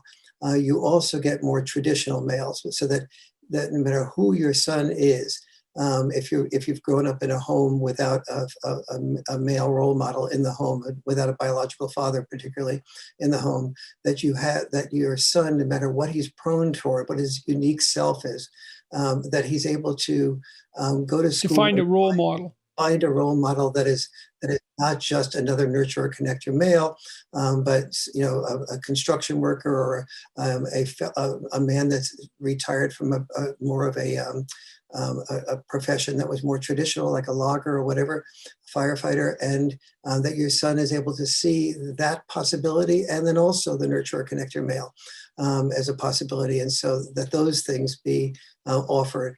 Another suggestion that I think is by far the most important one that I made to both administrations is the importance of creating a father warrior program, WARR, and because every historically speaking, as you read in the Boy Crisis book about the purpose void that men have, by no longer being as needed as soldiers and no longer being as needed as full-time breadwinners, that the male have the option of seeing himself as possibly involved in some. And I lost where I was going with that.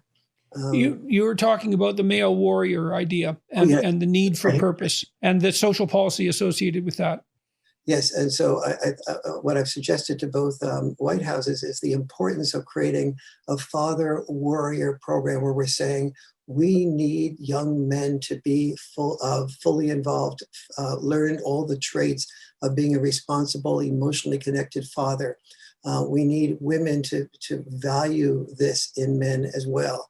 And so how would that work practically speaking? Like I'm always thinking about incentives. Like if we wanted to incentivize young men to be responsible fathers, which I think is exactly the right role to be playing in virtually every role that a man plays is the role of responsible father. That's the right role. Not everyone, but virtually everyone.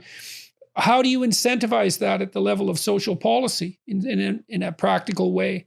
The number one thing you do is you honor it.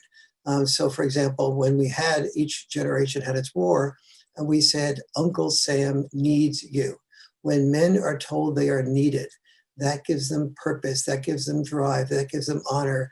So how do we say, fathers, you are needed without saying, single mothers, you're inadequate? Because that's the killer, right? That's the killer right there, because one implies the other, or that's the theory. So, and this is a shoal upon which our culture is wrecking itself, is how do we reward behavior that is eminently pro-social in the broadest possible sense of the word without simultaneously punishing those who are excluded from that, but struggling to do the best under the conditions that have presented themselves to them. Absolutely. We say to mothers two things. One is we honor mothers for being just overwhelmed. I mean, I've never, between marriages, I dated almost all the women I dated were women who had children. The word that they used most frequently was overwhelmed. And so many of the mothers, I tended to date very bright women. And so they often felt caught between, they could do better in work. They could go further, they could go farther. They weren't up to their full level, and they could do better as mothers. They felt guilty as mothers that they didn't have enough time for their work, and they didn't have enough time to. Yes, guilt all the time. Whatever they're doing is inadequate. Exactly. Because they're not spending enough time with their kids and they're not spending enough time on their work. And both of those are true in some sense. Absolutely. And when they would say, I want to spend more time with you, but I'm caught between my work, the other children, right, and my love interest.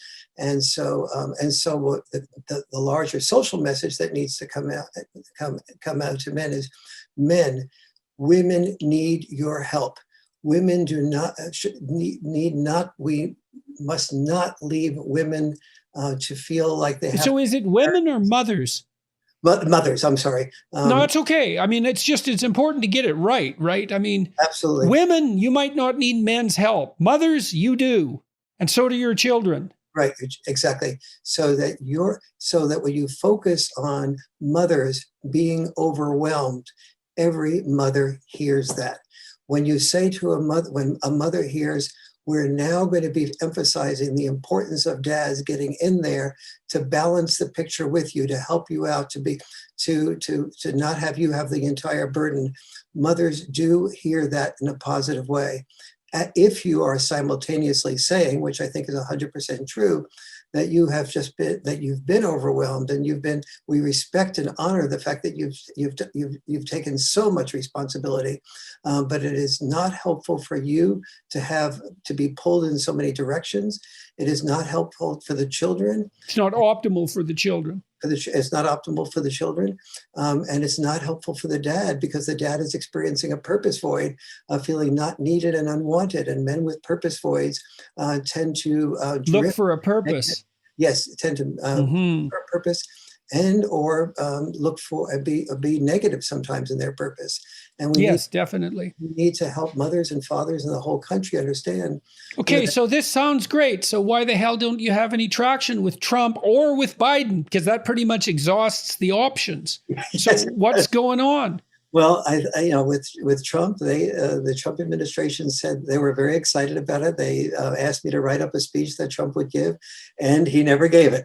And so, with Any idea why? I mean, you'd think it would have been useful to him. You'd think, given his constituency. I would have thought it would have been 100% useful to him. I made the case that there are about 20 million parents that have children, boys rather, that are in failure to launch mode in some way, shape, or form, and that these mothers care more about their sons than they care about their party label. That this could open an entire, or themselves, maybe even. Yes, exactly. And I said this to both the Biden administration and the Trump administration. The Biden administration was at least, the 14 people that I met with at the White House and with HHS, they said they were all to a person, extremely enthusiastic. With the Democrats, I've gotten much more of a resistance. When the White House Council on Gender Policy was created, and I objected to that, not including boys and men and fathers, and said that you couldn't possibly say you were in favor of diversity and inclusion when you excluded fathers and boys and men. And then they said that it's only 50% of the population. Yes, or 49%, whatever. But it's one thing if you just say boys and men are not important. It's another thing to say I'm in favor of diversity and inclusion, and then to say that the second mission of the Gender Policy Council is to have racial justice, and not understand that racial justice that the single biggest group of people who are having challenges in the culture are Black males. And if you go to a city, which is a prime example of the intersectionality that's being touted as crucial to the development of our entire culture. Yes, and here, it's the prime example, perhaps. Indeed, and here because I think Black women are outperforming Black men on average. In almost every metric. Yes, exactly. So, well, that does beg the question. What question does it beg? Well, maybe one question it begs is, where exactly is the systemic racism? The racism. To use a horrible phrase. Yes, I don't even want to go to systemic racism, but if the goal of the White House Gender Policy Council is to have racial justice, as it says it is, then but then they go ahead and exclude Black males from racial justice and only focus on Black females. That is undermining racial justice, because as we know, since the 1965 with the Moynihan Report, when we did studies of inner city crime, and the fear when Patrick Moynihan went to do that study was, oh my goodness, he's going to be blaming Black people, is going to be racist. In fact, he ended up finding that it was not Blacks per se that were creating the crime. It was just that 25, at that point in history, in 1965, it was only 25% of the children who were being raised in families were without father involvement. And almost all of the crimes that were being committed were from the dad-deprived children. Well, now that hasn't changed. That hasn't changed, except one thing has changed. The percentage of children who are raised in dad-deprived mode in the Black community has gone way up. 25%. What do you think of the counter arguments to that have been raised recently, that Black men are just as involved with their children? It's just that it's in ways that the privileged white community, Jesus Christ, isn't recognizing, and that's just another form, that idea that the Black father is less engaged is just another racist trope. No, some Black fathers, there are a significant number of Black fathers who are involved with their children. That is not where those are not the children that are having problems, as long as the Black mother is also involved with the children. So whenever you have that, and of course the social policies we were talking about before, of giving money to the Women, Infants, and Children program, another program where the female who did, the Black female or the white female who did not have a father in the home, she would be helped. And if the father was not in the home, that did reinforce very significantly the propensity of the mother to say, let's say the father wasn't earning very much money. So the father would, if you live away from me, we'll be able to get government support. And so then that Right. incentive for living away. Right. Watch your incentives. Right. And we have to realize today, it's not just that the African-American families now have more than 70% of the children who are raised with minimal or no father involvement, or what I call dad-deprived children. But also at the time of the Moynihan Report in 1965, there was only 3.2% of Caucasian families whose children were living in dad-deprived situations. Now that's gone up to 35% in Caucasian families. And so we had this enormous dad deprivation. And it's in these dad deprived families that watch what's going to happen in the fall. We're going to have significant numbers of school shootings. And one of the things that we see with school shooters in the 21st century, every school shooter who shot 10 or more people, killed 10 or more people, every one of them was dad deprived. When you look at the prison population, it's 93% male, and the great majority of those males are dad-deprived males. I think I've never experienced something that was more touching for me than when I ran for governor and I spoke of California, and I spoke around at a few prison populations, and I talked to these prison populations, almost all male. The first question I would ask is, how many of you had an involved father? And about 3 or 4% of the hands of the prison population would go up. And then I would talk to them about all the things that dads do that are different from what moms tend to do, like the teasing, like the postponed gratification, like the roughhousing, and what the psychological value of those were for the children's growth and development. And I had these guys with tattoos and muscles that I'll never have, coming up to me and saying, crying and saying, I never realized I was worth anything. I thought I was better off probably in prison because I was the worthless person in the family. And suddenly, for the first time, I'm feeling like I want to get out of prison to help my children not have the problems that I had and not go and not make the mistakes that I made. And so there's this enormous desire on the part of men to know that they're valuable as fathers. My sense as a clinical psychologist has always been that a kid has to have one role model sometime in their life to make it. They have to have someone to mimic, or they can't make it. Now, you can get that a variety of ways. I remember reading Angela's Ashes. It's a great book by Frank McCourt, and his dad was a recalcitrant alcoholic who drank the family's livelihood and health away. It was awful. But he kind of separated his dad into good dad and bad dad was drunk evening dad, and good dad was sober morning dad, and he got his mimicry from good sober morning dad, so you can pick it up in bits and pieces from different places. But even if you have an intact nervous system, and you're not suffering from burdens right at the point of your birth, from deprivation that began before you were even around, you need to have at least one model in your life that shows you what the good version of you could be, because otherwise, how the hell do you know what it is? And it needs to be embodied, right? So you can see it play itself out. So then you can play with it. Yes, absolutely. Let me, to that effect, let me address the females in the audience here listening to this that are single moms, and what can you do? So the number one thing that you can do is take a look at the differences between dad-style parenting and mom-style parenting, because oftentimes the things that dads do look like they're not caring about the children. The things like teasing, the things like roughhousing, the things that letting the children take risks, like climbing the trees, like we talked about. They all seem like the tough love decisions are often seen. You see the toughness without the love very frequently, and so take a very careful look at that.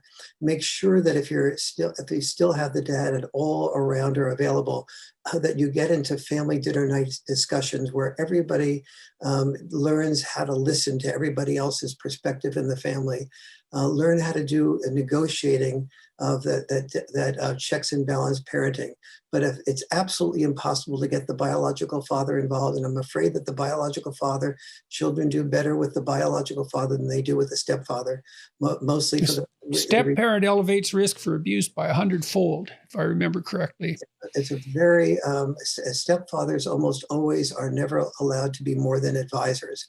If you do have a stepfather, work on that issue that I talk about in the Boy Crisis book on how to engage the stepfather as a real equal, assuming that he's a responsible and loving man. But if all those things fail, make sure you get your child at the age appropriate time into Cub Scouts. Children involved in Cub Scouts for 2 or more years have a very significant increase in character development over children that are involved in Cub Scouts minimally or not at all. Boy Scouts are a wonderful deconstruction of masculinity. They've really figured out how to bring out the best in boys. Faith-based communities. Children who are in faith-based communities, make sure your faith-based leader gets your son involved with other, in small groups, with other boys his age, and make sure he encourages your son to be, and all the boys in the group to talk about their feelings and their fears so that they can see that they're not alone in those feelings and fears. Make sure your children are involved in what I call the liberal arts of sports. By the liberal arts of sports, I mean team sports, also pickup team sports, and also sports where you have to develop your own skills. You're part of a team, like in gymnastics or in tennis, but you're not interacting with the team all the time. Each of those things will develop in your son different types of skill sets. The most important one that oftentimes moms don't realize the value of is the value of pickup team sports. Let your son or daughter be at the school without your supervision. Let them pick up a game where they have to decide without somebody supervising them how big the court should be. The basketball court should be half size, full size. What are the fouling rules? Who do you check?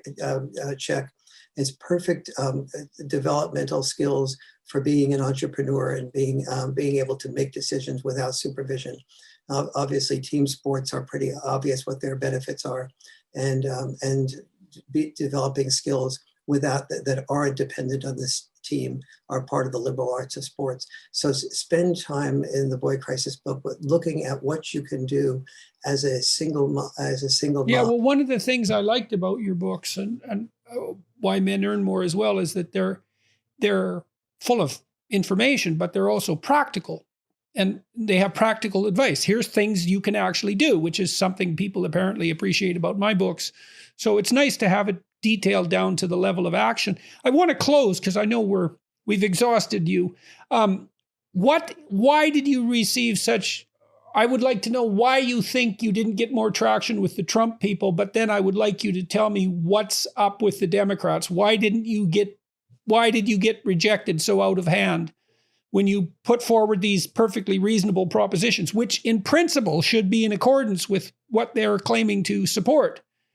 Yes, even the Trump people, this is what I'm going to say now, is tenfold this issue with the Biden people.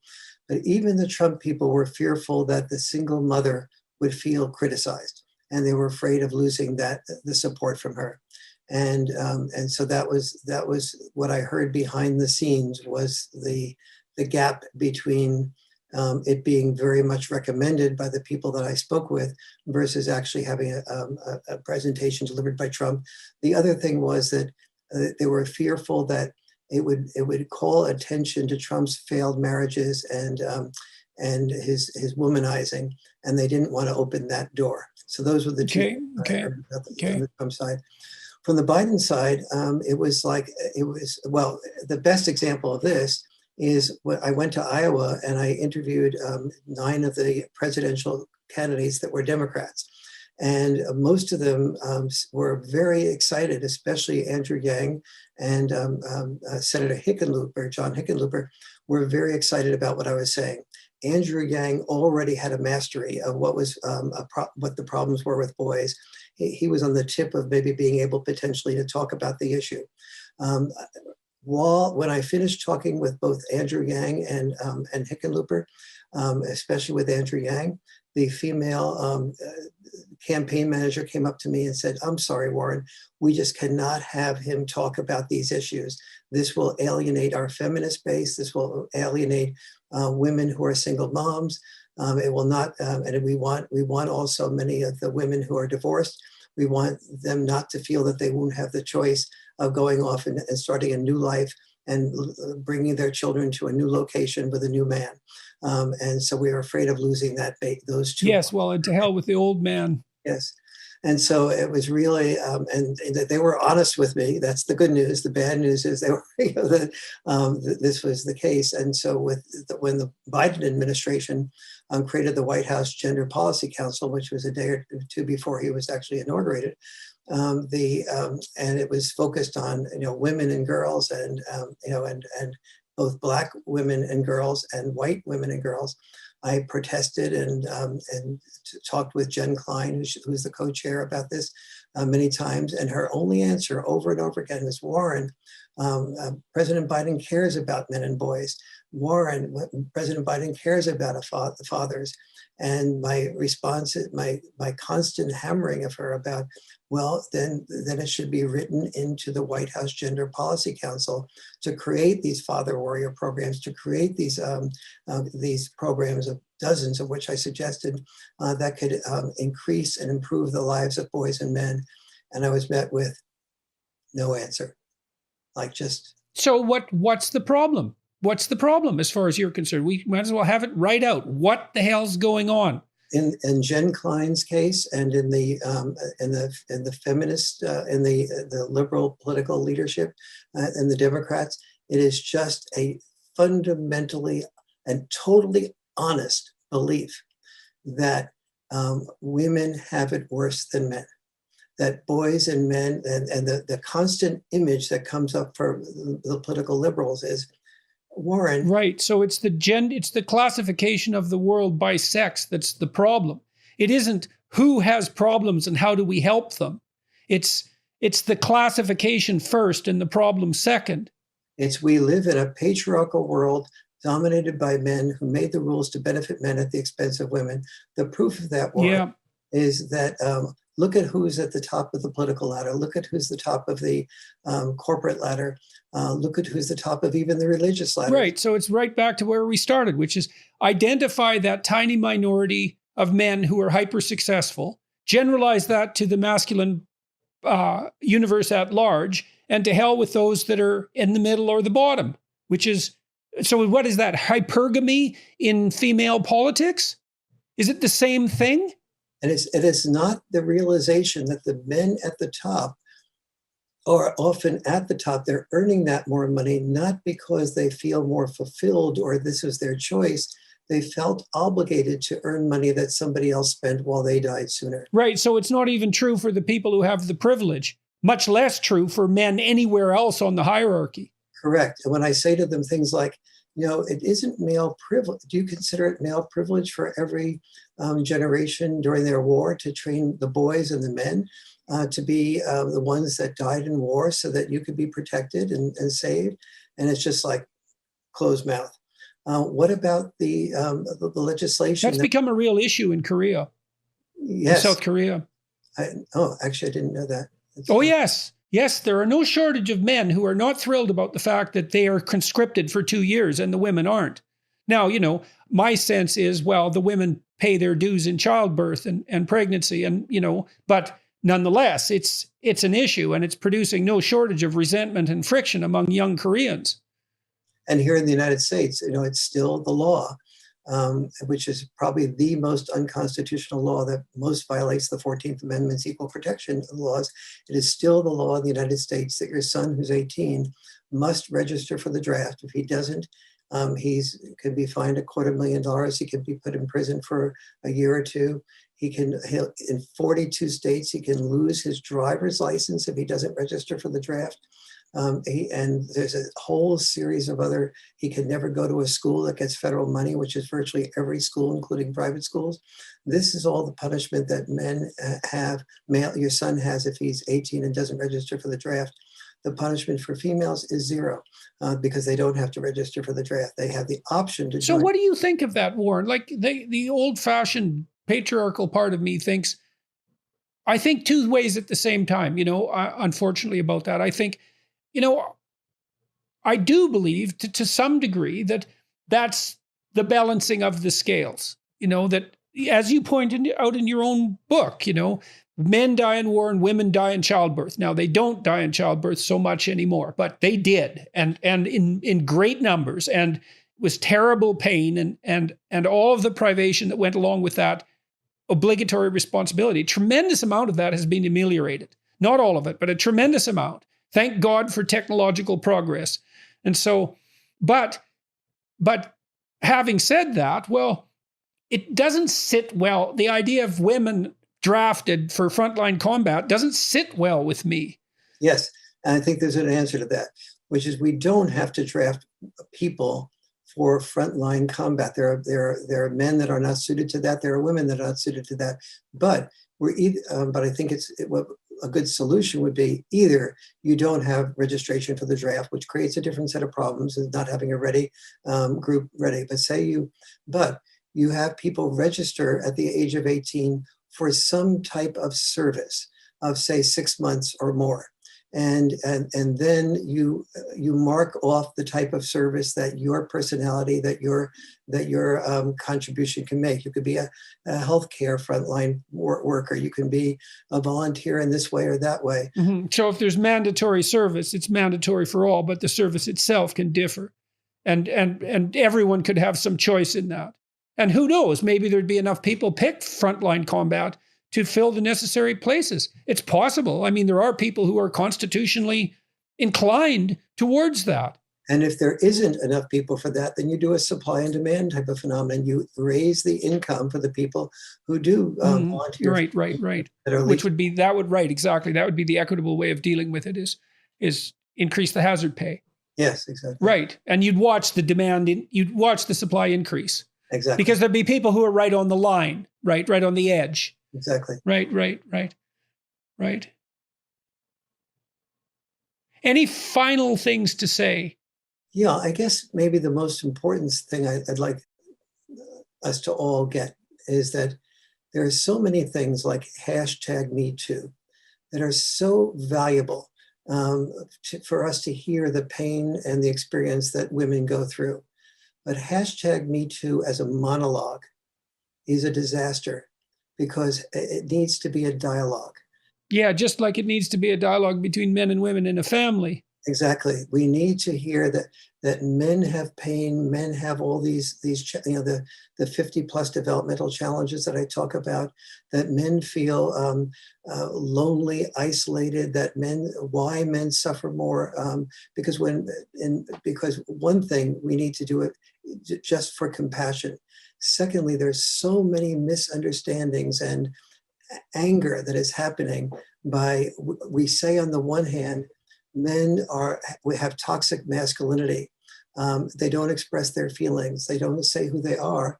And then we make men pay an enormous price when they do express their feelings. And so many young men feel caught between a rock and a hard place. Yes, well, I would say that's happened in my case, because I have this unfortunate proclivity to burst into tears at the slightest provocation, which has haunted me my entire life, but is still quite pronounced. And it isn't exactly obvious to me that, my radical left-wing critics are above using that as a weapon. It's quite interesting to note. And maybe they're justified in doing so. I'm not saying that. It runs contrary to their hypothetical theory. Yes, exactly. And I've said man after man. By the way, I have that exact same character as if my wife were here listening now, she'd be really chuckling because anything that is, I had to hold myself back when I was talking about the memory of the men in the prison population coming up to me afterwards and themselves crying. Right. Yeah, I think you just about got me there too. Interesting. The #MeToo dialogue is is so important, not just for empathy, but also to eradicate the toxic part of masculinity that keeps feelings all to oneself. Because when you do that, you end up having a volcano build inside of you, and it comes out as the anger, it comes out as distance, it comes out as drinking, it comes out in destructive behavior. And it also comes out in things like school shootings, mass shootings, committing crimes. And so both to protect ourselves from the mass shootings, from the ISIS recruits, almost all of whom are dad-deprived males and females, and also out of the... And is there data on that, Warren, with regards to recruitment for... Yes, there is. In fact, it was done by 3 sociologists who looked at the studied ISIS recruits in Lebanon. And after doing that, they anecdotally told each other afterwards, you know, a lot of these guys have don't have their dads, and they were trying to get involved with ISIS to have some sense of purpose beyond themselves. And well, it was never part of our questionnaire. They went back and then did a systematic study of the men, including that question that had not been asked at the beginning, and found that to be the single most common denominator of the ISIS recruits. By the way, there's 89% male ISIS recruits and 11% female ISIS recruits. And the females had dad deprivation as an issue, as well as the males as the single biggest characteristic. Patriarchal ideology as a substitute for paternal relationship. Yes, absolutely. And just a need to have some sense of purpose and feeling of being needed. And that's one of the things that dads are so good at, as working with moms. Moms are so good at identifying a child's gifts, nurturing the child's gifts, and dads are so good at the tough love oftentimes that are necessary to help the child achieve those gifts. Yeah, well, I thought, you know, it seems to me that the central characteristic of the benevolent paternal spirit, parodied as the patriarchy, is encouragement. Oh, encourage? Well, I think I take a little bit of a different issue there. I think moms and dads both encourage a lot, but moms oftentimes repeat the encouragement, and when the child fails, are still encouraging. Whereas the dads say, if you want to get to that outcome, you need to not do that texting. You need not to, do all the things that outcome requires. And they tend to sort of enforce those boundaries and hold the child accountable to a greater degree. Does that make sense? Sure. Thank you very much for talking with me today, Warren. It's just a pleasure. much appreciated. You don't exhaust me. You energize me. I'm glad to hear that, and I hope that everybody finds this conversation useful. Thank you. Thanks again, eh? Thank you. You too.